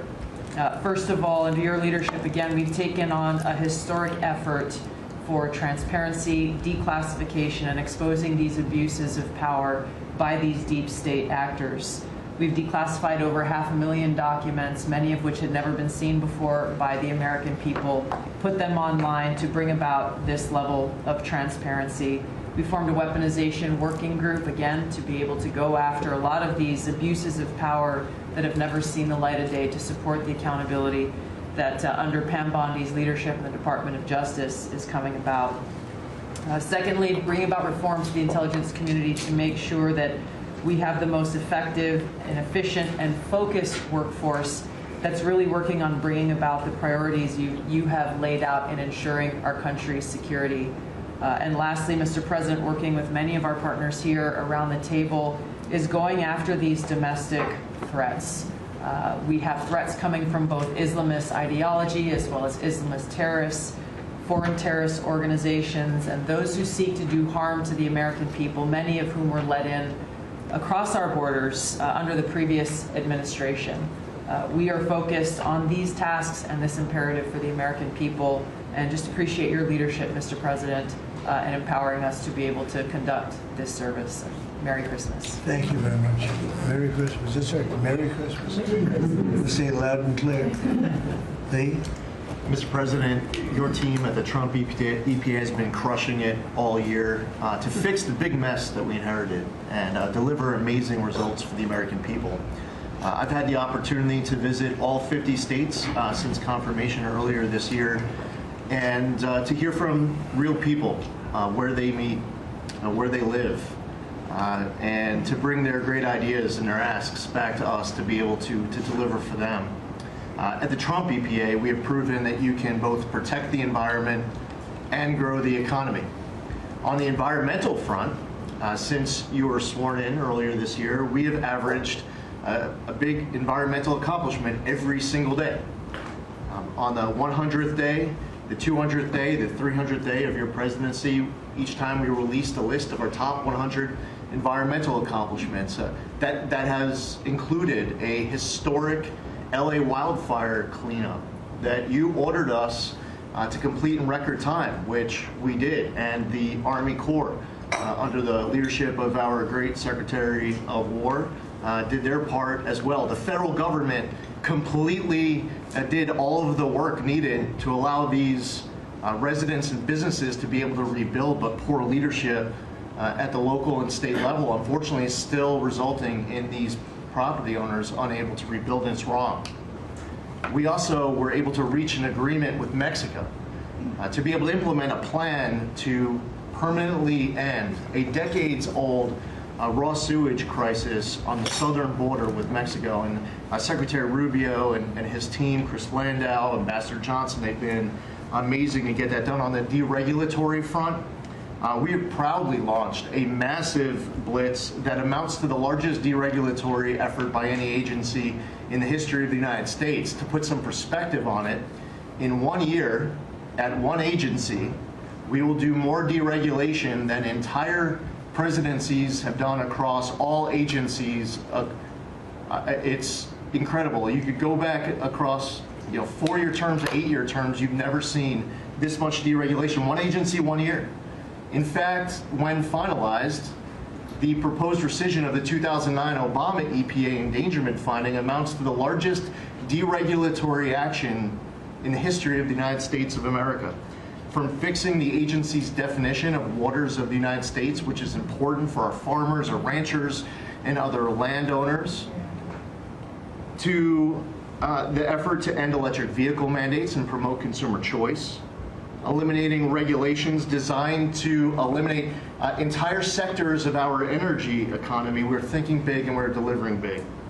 We have reduced terrible derailments on diesel exhaust fluid systems. We're getting water moving faster, new pipelines and power plants built, and we're helping to unleash energy dominance. Mr. President, on the operational front, we have significantly reduced the size of the agency workforce, and we are accomplishing more with less. It's all about priorities, and our focus is on fulfilling our statutory obligations, helping to fast-track project approvals that were taking way too long, and closely following the law, as well as key Supreme Court decisions like Loper-Bright to overturn the Chevron doctrine. We inherited massive backlogs that we have been eliminating all year long. We've been implementing your executive order to end COVID-era remote work. We consolidated real estate, canceled expensive media subscriptions, and closed a Biden EPA museum that none of you knew even existed. I'm sure none of you actually visited. To put it another way, in 2024, the Biden EPA obligated and spent over $60 billion in 1 year, an agency with an operational budget of about $10 billion a year. In their own words, caught on camera, they were tossing gold bars off the Titanic, wasting precious tax dollars to pay off well-connected Obama and Biden officials. And they were doing it without any apology or regret. The Biden EPA, in fact, was amending grant agreements just days before you came into office to reduce agency oversight. But this year, 2025, at the Trump EPA, similar theme that you'll hear from everyone around this table. With our actions canceling wasteful grants and implementing other measures just mentioned, we have saved $30 billion. They spent over $60 billion. We have saved over $30 billion. The bottom line, by the way, is that the Green New scam is dead. It's a new day at the EPA where we will protect the environment and grow the economy. We will deliver on the Trump mandate every day. And we will fight with just one constituency front of mind, and that is the American people. Thank you, Mr. President, for being willing to take a bullet for this country. And if you were to ask me what I'm grateful for, whether it's a Thanksgiving, it's a Christmas, a Hanukkah, a New Year's, any time of year, the fact that this president, after 4 years serving in office, he could have just left it in the rearview mirror and went on to really enjoy retirement. But he is willing to take a bullet for all of you tuning in at home because he believes in this flag, our freedom, our liberties, and to save the greatest country in the history of the world. So I'm grateful this holiday season for you, Mr. President. You're willing to take a bullet for all of us, and by all of us, it's the American public. Thank you. Thank you. Mr. President, good morning, everyone. Well, in spite of the fact that your charge to me is to fire myself, we've really been incredibly hard at work making sure that we can return education to the states. And as I sit and listen to all the emergencies that we are addressing in this country, from the economy to our borders to everything that we're doing, I would say, sir, that if we do not fix education in our country with this hard reset that you are expecting, I think the greatest national emergency we could face is our education. Because if we are not going to educate our children, we're going to continue to fall behind the rest of the world. When there are only 30% of 12th graders, 8th graders, and 4th graders that can read at proficiency level, that is an incredibly harsh statement to make about our country. And you told me when you first were elected president, and you looked at, I think, right after you took office, the first NAEP scores, which is the Nation's Report Card, came out. and showed how far down we were in educational proficiency in our country. And not only the NAEP scores, but the international scores as well showed us about a third from the bottom. You told me you were not only embarrassed, but you were angry about this, and that we had to do something to change this in our country. And we took a hard look at it, and you absolutely said the bureaucracy of education in Washington is keeping its thumb on preventing growth what we should have, because it's best handled at the state level. Letting states put their programs in place, and some states are going to do it a lot better than others. But it's not going to happen from Washington, D.C. And when I hear things like, well, with no disrespect to any other country in the world that have really great programs, Germany, Sweden, Norway, we hear about this all the time. Point of fact is, they're this big. The United States is this big. We can't do it from Washington, D.C. It has to be done at the state level. So what we've been doing, as Lori brought up, Secretary of Labor brought up, we have a great working relationship. We have already signed and implemented one MOU or interagency agreement to handle the WIOA program and the Perkins grants to make sure it works. I call these, these are programs, pilot programs that we're putting out there. And if these are going to work, we will be able to permanently transfer these programs to other agencies. They're working like a charm. We've taken some of our best people in education. It still operates under the budget of the Department of Education and under the management of the Department of Education, but working with Lori's personnel. And when I hear pushback on that to say, well, how can this possibly work to take education and put it in labor? Let's be efficient. One example, in order to draw down on a lot of the grants that they are helping us with, we're using their grant system. The grant system at the Department of Education is like held together with bubble gum and rubber bands. And it did not interact with any other agency. Now, we have this really smooth operation already in labor. So that has prompted us to sign also other interagency agreements, 2 more with labor, 1 with HHS, 1 with the Department of State, and we'll be moving other programs, but these are proof of concept. Let's make sure they're working and working smoothly before we ask Congress to codify these permanent moves. So that's kind of in the world of K through 12, what we're looking at right now, but in the world of higher education, as Attorney General Bondi mentioned, we've been working really very hard to make sure that we've got anti-Semitism and DEI out of our universities, and put some pretty stiff fines on, worked some good deals. I've enjoyed working with Harmeet, who is just an incredible negotiator. So we're bringing all of that to bear as well. So I can say, sir, that we are moving to return education to the states and to bring the level of education back up, making sure our students can read, are reintroducing the science of reading in schools. And going into next year, I can honestly say we've got a lean, mean machine operating at the Department of Education. There's only half the workforce when we started, and we're more efficient, and I think we're going to see better results as we move into next year. So thank you for this incredible opportunity. Thank you very much. Thank you, Mr. President, during this holiday season for empowering us at HHS, me, Dr. McCary, Jay Bhattacharya, and Dr. Oz, to change the trajectory of this agency towards public health in a way from the tradition of serving the mercantile interests of the medical industrial complex and the big pharmaceutical companies. 2 weeks ago, we ended, under your leadership, a 20-year war on women by removing the black box warnings from hormone replacement therapy. The medical cartel was telling women that hormone replacement therapy during menopause was dangerous for them. In fact, here's what the science said. It diminishes the risk of fatal heart attacks by 25%, cardiac disease by 50%, Alzheimer's by 35%, bone fractures by 50 to 60%. It improves appetite, it improves sleep, it improves energy, it improves happiness. There are tens of millions of women in this country have been deprived of that therapy because of just scientific malpractice by the medical cartel.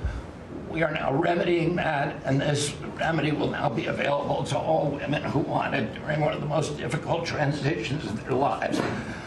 MFN is one of our greatest accomplishments. It would not have happened without you. You were the only person who believed in it. You drove us to get it done. We've now made agreements with the 5 biggest pharmaceutical companies. We have 12 more in the lineup to make agreements. By the time this administration leaves office, 95% of the drugs in this country we will have the lowest prices of any nation in the developed world.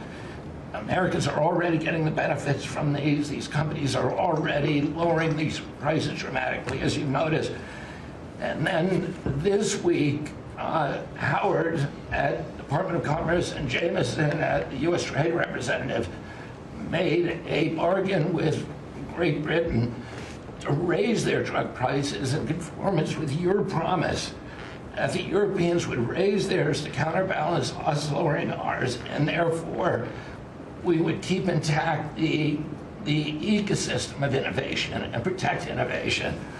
So congratulations on that, Mr. President.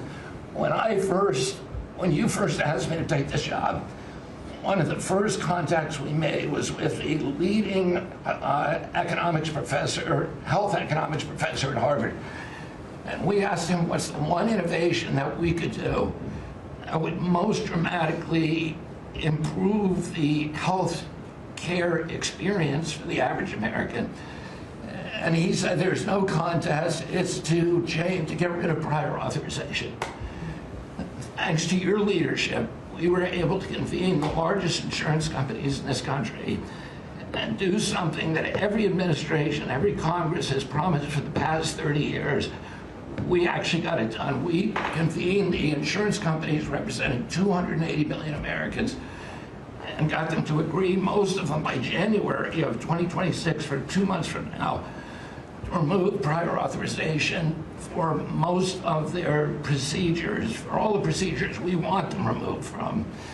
And that means that American patients at the point of care will be able to get an answer immediately. If your doctor says you need knee surgery, you will know before you leave that doctor's office whether your insurance company will pay for it or not. Similarly, healthcare records, the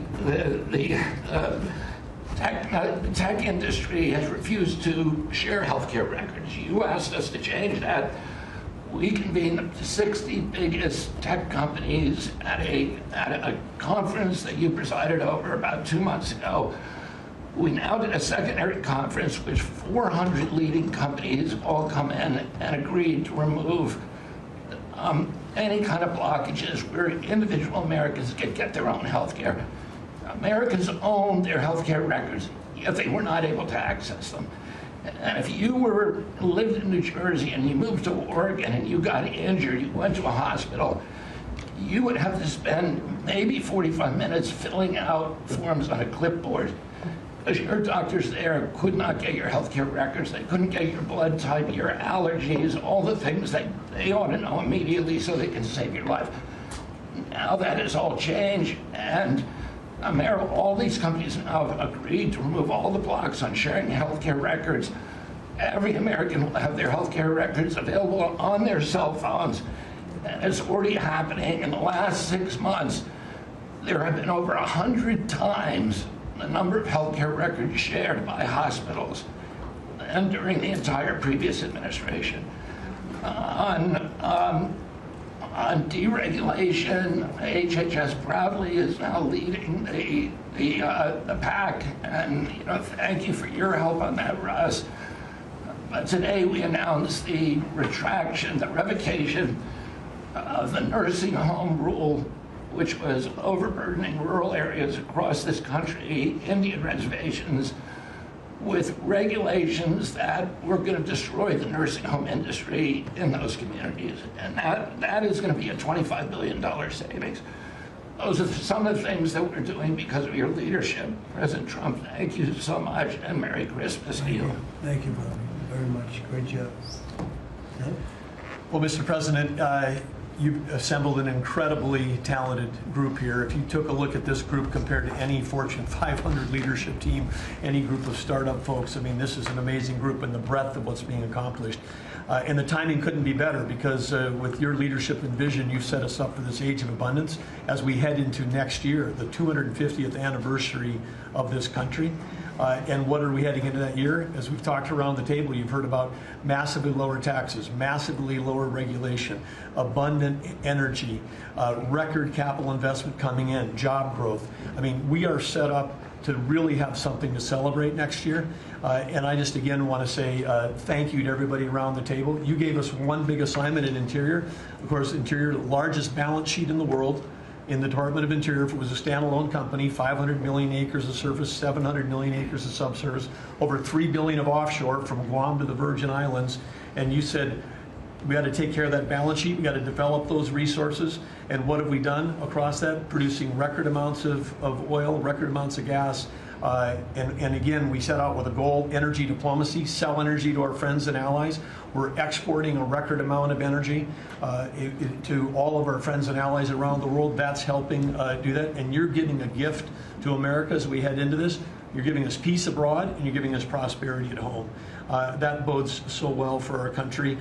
One small little gift that we're giving to all Americans from one teeny part of Interior, which is the national parks, is that not only are we keeping prices low for all American citizens, offering 10 free days for our national parks next year to coincide with our holidays, but also a $100 surcharge for non-residents. That is going to raise hundreds of millions of dollars for helping restore and preserve all of our best parks. So as we close out then, I want to also say a big celebration going on here in Washington, D.C. We've been thrilled to be part of the National Park Service, the U.S. Park Police, part of this great effort across a number of us on making D.C. safe and beautiful. This will be the safest and most beautiful capital in the world. We are doing so many things, whether it's hundreds of homeless camps, thousands of graffiti sites, cleaning up ponds and fountains, preparing this thing. The United States is never going to be performing better economically. It's never going to be looking better, just like the White House has never looked better, all because of your vision and leadership. So again, thank you, sir.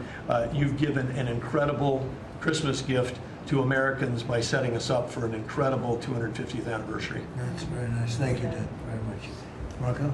Well, thank you, Mr. President. First of all, this is a very talented team, as you've seen, and as you know, because you picked every single one that's on. You deserve tremendous credit for doing that. It's an honor to be in this role. It's also an honor to be involved in and be a witness to what I believe is the most transformational year in American foreign policy since the end of the Second World War, at least. And it's transformational because for the first time in a long time, we have a president who basically puts America at the forefront of every decision we make in our relations with the world. And that may sound weird to people, like, of course you always do. No, that hasn't always been the case until about a year ago. And I think we've all witnessed in our own respective spaces how in every interaction the president has with the world, the goal he has in mind is very simple. Does what you want us to do, or is it what we're going, or is it going to make us stronger? Is it going to make us richer? Is it going to make us safer? If it is, he's for it. If it's not, he's against it. If something's going to make America weaker or poorer or less safe, the president's going to be against it. And every single thing he has done in our foreign policy has been driven by the American people in mind. And I can go down the list. Why has he focused on mass migration? It's very simple, because no country is safe if you can just walk in without us knowing who you are into your country. We've seen the destruction that that's wreaking, not just in our own country, but the impact that it's having in Europe and in many other parts of the world. You talk about trade deals and the trade situation has been involved in. People, you know, all this reporting on it. It's very simple. The president views the last 40 years as an era of which American workers and American farmers have been ripped off. They've been ripped off, and what he's saying is we want to have trade with the world, but it has to be a trade in which American businesses and American workers and the products they make and what American farmers grow and produce has a fair shot to be sold around the world. On issue after issue, that's been the case. You talk about foreign aid reforms. This is not our money. This is taxpayer money. When the president has said is we're going to do foreign aid, but we're going to do foreign aid for countries that are aligned with the United States and in a way that doesn't waste the taxpayers' money. Mr. President, you deserve tremendous credit for that. Many of us, the Vice President, by the way, I want to acknowledge, has played an extraordinary role in our foreign policy, and he too has been a witness to all of this as it's been occurring, and he's been a big part of it as well. You talk about NATO. The President's not against NATO. He went to NATO and basically said, look, you guys were paying all the money, and he got them to do the 5% commitment, which everybody said was never going to happen. It was impossible. Everything this president does is driven by the American people. Whether you don't have to agree with the actual move, but understand the motivation. The motivation is always you, the American people, and what's good for you, for your family, for the country, and for our economy. But the president is also committed to peace in a way that all of us have seen. He achieved in Gaza, and he does it, by the way, not just because he hates war and he thinks wars are a waste of money and lives, but because he's the only leader in the world that can. No other leader in the world could have pulled off what happened in Gaza. And I can tell you, I can't get into the details. The vice president knows what I'm talking about. That deal doesn't happen without the president's direct interaction with the leaders that were involved in this decision making. And everyone said that deal couldn't hold. And then the president shepherded through the United Nations of all places to get a global coalition of countries to line up behind the peace deal, behind the border peace. And it's still, every day is a challenge, but it's been driven personally by the president. It's the reason why we're involved in this whole Ukraine-Russia conflict. That's not our war. It's not the president's war. This war started, it never would have happened if you'd been president. But this war is going on, and the president is trying to end it, not because, listen, we got a million things to focus on in the world as a country, but he's the only leader in the world that can help end it. And that's why even as we speak to you now, Steve Woodcock is in Moscow trying to find a way to end this war, to save lives of 9,000 people, Mr. President, as you know, are dying every week. More people are dying a week in that war than have died in the entirety of the U.S.'s involvement in Afghanistan or Iraq. Just think about that, how bloody and destructive it is. The president's taken on this issue of Sudan personally, not send out deputies to do it. Again, far away from the United States, because he's the only leader in the world that can bring it about to an end, not to mention all the other peace deals, very dangerous ones like India and Pakistan, or Cambodia and Thailand. And so on all these things, Mr. President, I think you deserve tremendous credit for the transformational aspect of our foreign policy. For the first time in probably 4 decades, the American foreign policy is driven by what is good for America and Americans, whether it makes us safer and stronger and more prosperous. If it is, he's for it. If it doesn't, he's against it. And that sort of clarity is transformational. I close with this, and I know I'm last, so I wanted to be fast, but there was a lot to cover. I do want to say this is the most wonderful and magical time of the year. By that, of course, I'm referring to the college football playoffs. And I just want to say this as a point of personal privilege. And I'm a Florida Gator, but if the University of Miami gets screwed out of the college football playoffs after going 10-2 and beating Notre Dame, the whole thing should be scrapped, and you're going to have to take over it next year. That's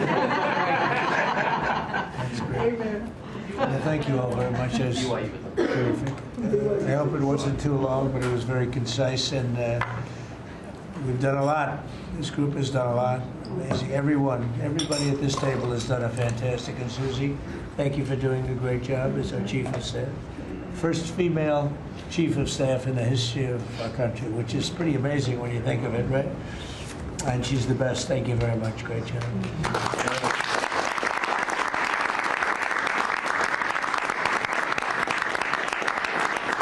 So after that, do you want to ask any questions? Mr. President, there's been a lot of speculation about who the next Fed chairman could possibly be. You said you have somebody in mind. How many names were you given on the final list? And does that person currently work on the board of Federal Reserve? Well, I'd say that we probably looked at 10. And Scott interviewed some people that I didn't know, but he knew.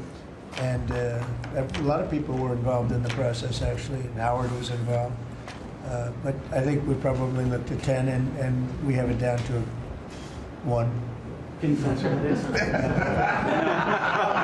want to ask you about Elon Musk, if I could. You talked about Elon Musk. You had him in dinner here in the White House. Is he now back in your circle of friends? Well, I really don't know. I mean, I like Elon a lot. He was he really helped during the election with his endorsement. He felt strongly. We had one problem, I didn't want to have everybody have to have an electric car, and he makes electric cars, and yeah, I think we get along well. On affordability, Mr. President, thank you. Yeah, one more. Yeah, when you talk about affordability, is going forward, are the American people, do you believe, getting impatient with the reforms that you're making? They've talked about I think they're getting fake news from guys like you. Look, affordability is a hoax that was started by Democrats who caused the problem of pricing. And they didn't end it when, look, they lost in a landslide. We won every swing state. We won the popular vote. We won everything. You take a look at districts, it was 2,750 to 525, because that was an affordability problem. We brought it down. Look at energy. Look at the gasoline price. It's like the simplest, and it's the biggest, because if energy comes down, everything comes down. That's the way it works. We're going to be at 250. You said 199 in some places of the country, right? You said it. I didn't say it. And they won't check you, they'll check me. So, you know, I like to use your number. 199 a gallon. Unthinkable if you go back a year and a half ago. It's unthinkable. So, now we're bringing the prices down, way down. Beef is coming down now. We've done certain magic and beef is coming down. But we inherited horrible prices. We inherited really the worst inflation in history. We inherited that. When I came in, that's what he had. And we fixed inflation. And we fixed almost everything, if you want to know the truth, including 8 wars. We got 1 to go, but including 8 wars. But when they always say, I watched today where they have a race going on right now in Tennessee, and this woman goes, affordability, affordability. They're the ones that caused the problem. The prices were way high. We're bringing the prices down. But they're like scam artists. You know, they're I call them con men and women. They come out, they say affordability, like, oh, I see price. We're going to get prices down still further. But we brought them down from the prices they cost. The reason that they had the highest inflation in the history of our country is because they had the highest prices. But we brought them down, and now we have normal inflation. Yeah, please. Mr. President, thank you so much for taking questions with your assembled cabinet.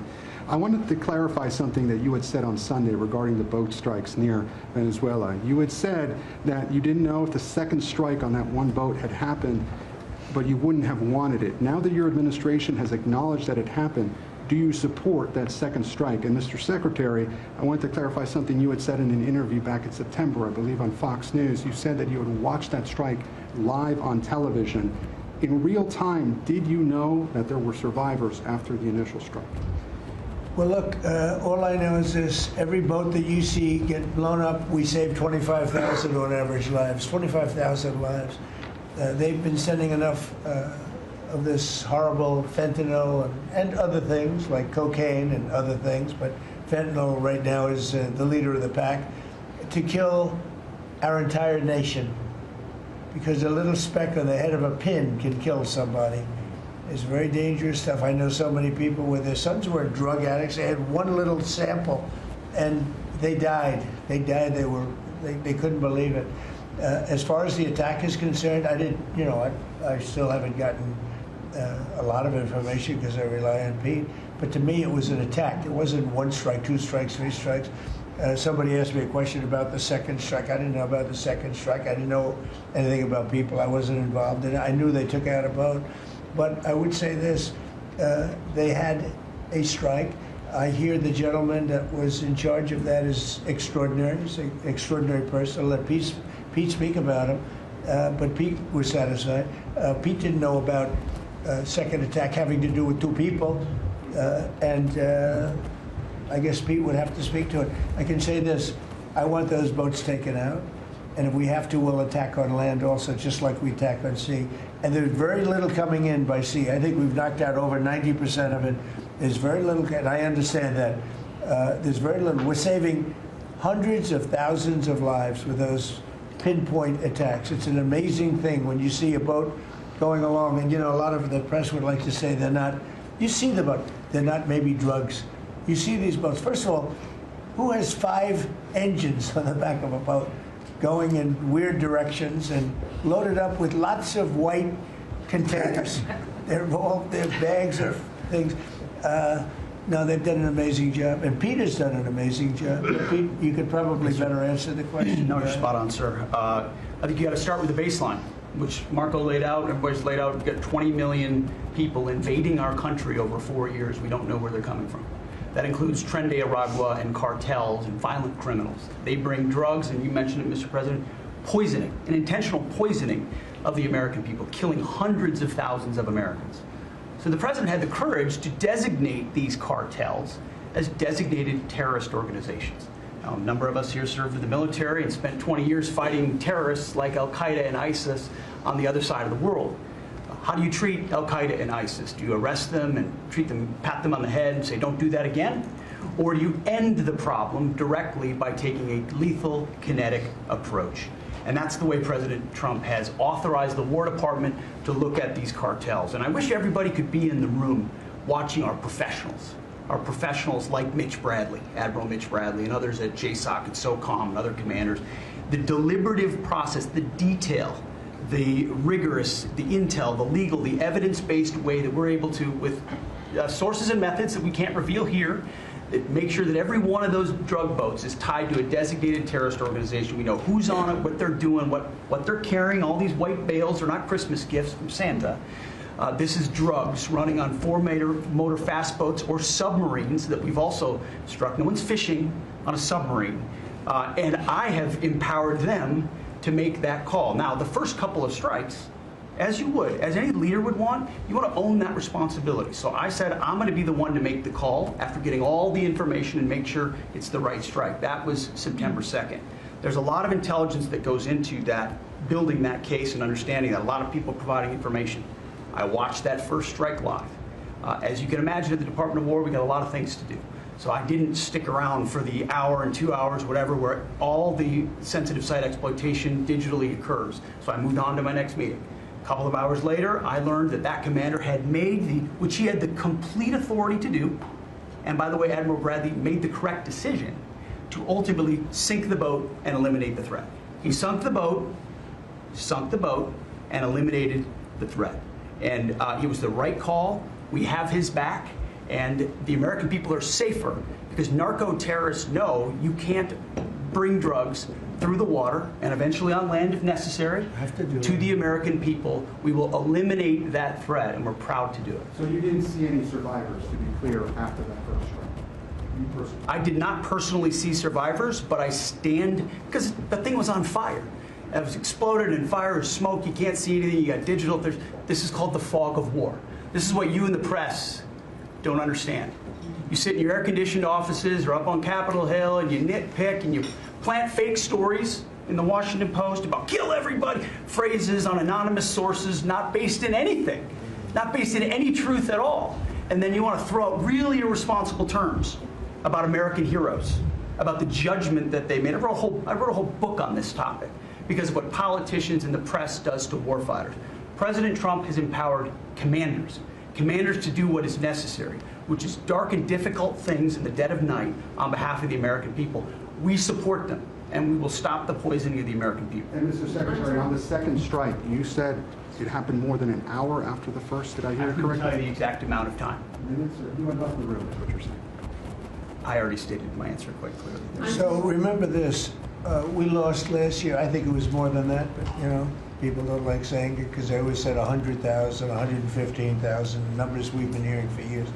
So we lost last year more than 200,000 people, dead people, ruined families beyond the 200,000. And those 200,000, that family will never be the same. But these people have killed over 200,000 people, actually killed over 200,000 people last year. And those numbers are down. Those numbers are down. They're way down. And they're down because we're doing these strikes, and we're going to start doing those strikes on land too. You know, the land is much easier. It's much easier. And we know the routes they take. We know everything about them. We know where they live. We know where the bad ones live. And we're going to start that very soon too. Mr. President, thank you so much, Mr. President. You know what, when we start that, we're going to drive those numbers down so low. And then you're going to have families be able to live without the fear of their son or daughter just having a pill to have a little fun and ending up dying within a period of 60 seconds, right? No, we're not going to let that happen. We're not going to let it continue to happen. What Biden did to this country by allowing all these people, and I call them animals in many cases, I think they're animals, to come into our country and destroy our country and let all those drugs pour in, let people just walk across the border like it was nothing. You look at them, a lot of them, you say, oh, let's not discriminate. I'm not talking about color. I'm just talking about you look into the eyes of some of these people. We're smart. And you see a killer. Come on in. Just come on in. 11,888 murderers.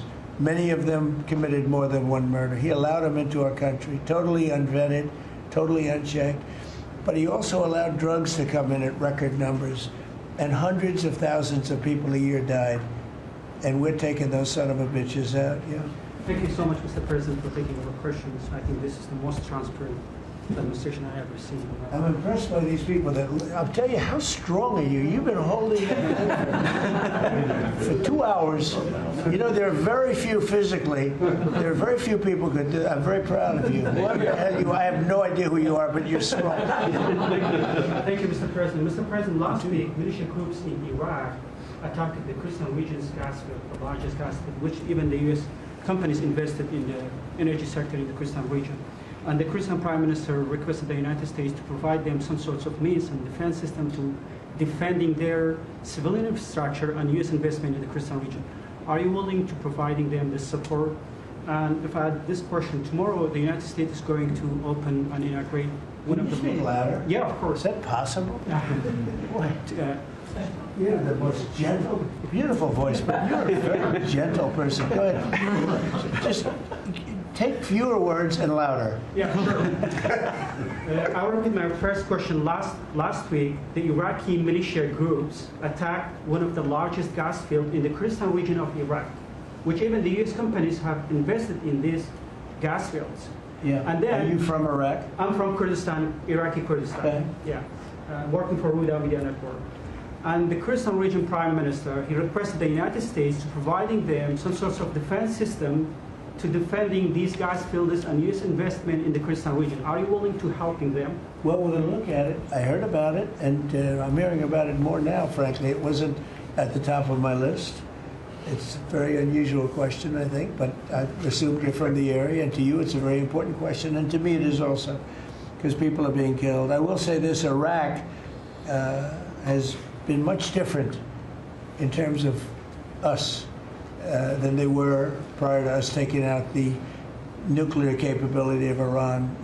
Iran has gone down many, many steps in terms of its fear factor. They were the bully of the Middle East, and they're really not the bully of the Middle East anymore. And Iraq was being bullied by Iran.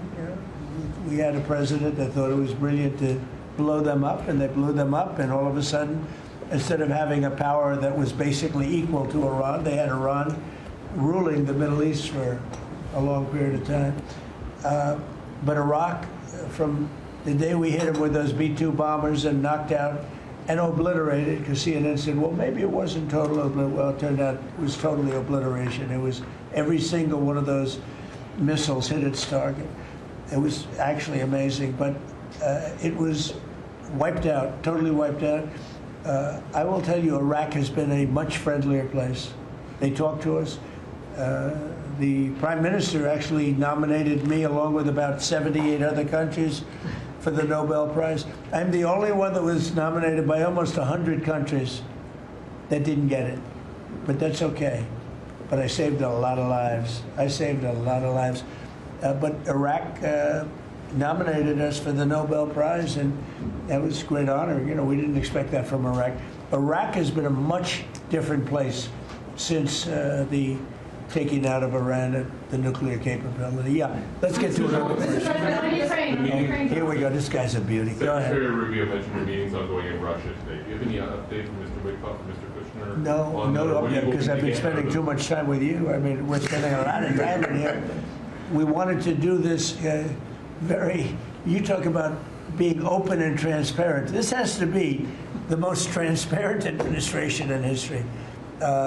We spent a lot of time answering your questions and giving you a lot of good results. I mean, I think everybody here gave you good results. But no, I don't. I will have after I leave here. Or do you hope for a breakthrough, or is it not? I don't know. Look, I don't know. All I can tell you is that we're trying very hard to save 25 to 30,000 people, mostly men, mostly soldiers, every month. 25,000 to 30,000 soldiers It's impossible. That's half a stadium. Take a big football stadium. Take half of those people in a stadium, and they're wiped out. They're killed every month. It's crazy. That war is crazy. It would have never happened with me, and it didn't happen for 4 years. And you just mentioned potential land strikes. Can you elaborate anything on that? You talked Yeah, about I'll elaborate. If they come in through a certain country or any country, or if we think they're building mills for whether it's fentanyl or cocaine. I hear Colombia, the country of Colombia, is making cocaine. They have cocaine manufacturing plants, okay? And then they sell us their cocaine. We appreciate that very much. But yeah, anybody that's doing that and selling it into our country is subject to attack. So not necessarily just Venezuela. No, not just Venezuela, no. Venezuela's been very bad. Venezuela's been really bad in something else, probably worse than most, but a lot of other people do it too. They would send murderers into our country. They would empty their jails into our country. They sent people into our country that we don't want. They sent their drug dealers and their drug people into our country. They sent people from their mental institutions into our country, and we're getting them out. That was bad. That was real bad. And they also sent drugs. Yeah. On Tim Walz, Mr. President, do you think he should resign over the fraud scandal in his state? And who should? Tim Walz, over the fraud scandal in his state. Look, I think the man's a grossly incompetent man. I thought that from the day I watched J.D. destroy him in the debate. I was saying, who was more incompetent, that man or my man? I had a man and he had a man. They were both incompetent, and I had a man and a woman. I thought she was very incompetent too, but now she's leading the field, and I think she's leading the field for the nomination. Anyway, look, that's up to them. That's up to the Democrats. You know, the problem with them is they have really bad policy. And I'm not going to say what it is because I don't want them to change it necessarily because I want to run against it, whether it's not going to be me, it's going to be somebody that's going to probably sitting at this table. Could be a couple of people sitting at this table. Could be a couple of people running together sitting at this table, you know. But I want them to win because we've done a great job for this country, and I want that to be carried forward. And you know, I think we have a tremendous bench, really a tremendous bench. But no, I think that Walz is a grossly incompetent man. There's something wrong with him. Okay, there's something wrong with him. And when you look at what he's done with Somalia, which is barely a country, you know, they have no anything. They just run around killing each other. There's no structure. And when I see somebody like Ilhan Omar, who I don't know at all, but I always watch her for years. I've watched her complain about our Constitution, how she's being treated badly. Our Constitution, the United States of America, is a bad place. Hates everybody, hates Jewish people, hates everybody. And I think she's an incompetent person. She's a real terrible person. But when I watch what is happening in Minnesota, the land of 1,000 lakes, or however many lakes they have, they got a lot of lakes. But this beautiful place, and I see these people ripping it off, and now I'm understanding, and you're going to look at that, Scott, I hear they ripped off Somalians, ripped off that state for billions of dollars, billions, every year, billions of dollars, and they contribute nothing. The welfare is like 88%. They contribute nothing. I don't want them in our country, I'll be honest with you, okay? Somebody would say, oh, that's not politically correct. I don't care. I don't want them in our country. Their country's no good for a reason. Their country stinks, and we don't want them in our country. I could say that about other countries, too. I can say it about other countries, too. We don't want them to hell. We have to rebuild our country. You know, our country's at a tipping point. We could go bad. We're at a tipping point. I don't know if people mind me saying that, but I'm saying it. We could go one way or the other, and we're going to go the wrong way if we keep taking in garbage into our country. Ilhan Omar is garbage. She's garbage. Her friends are garbage. These aren't people that work. These aren't people that say, let's go, come on, let's make this place great. These are people that do nothing but complain. They complain. And from where they came from, they got nothing. You know, they came from paradise, and they said, this isn't paradise. But when they come from hell, and they complain and do nothing but bitch, we don't want them in our country. Let them go back to where they came from and fix it. Thank you very much, everybody.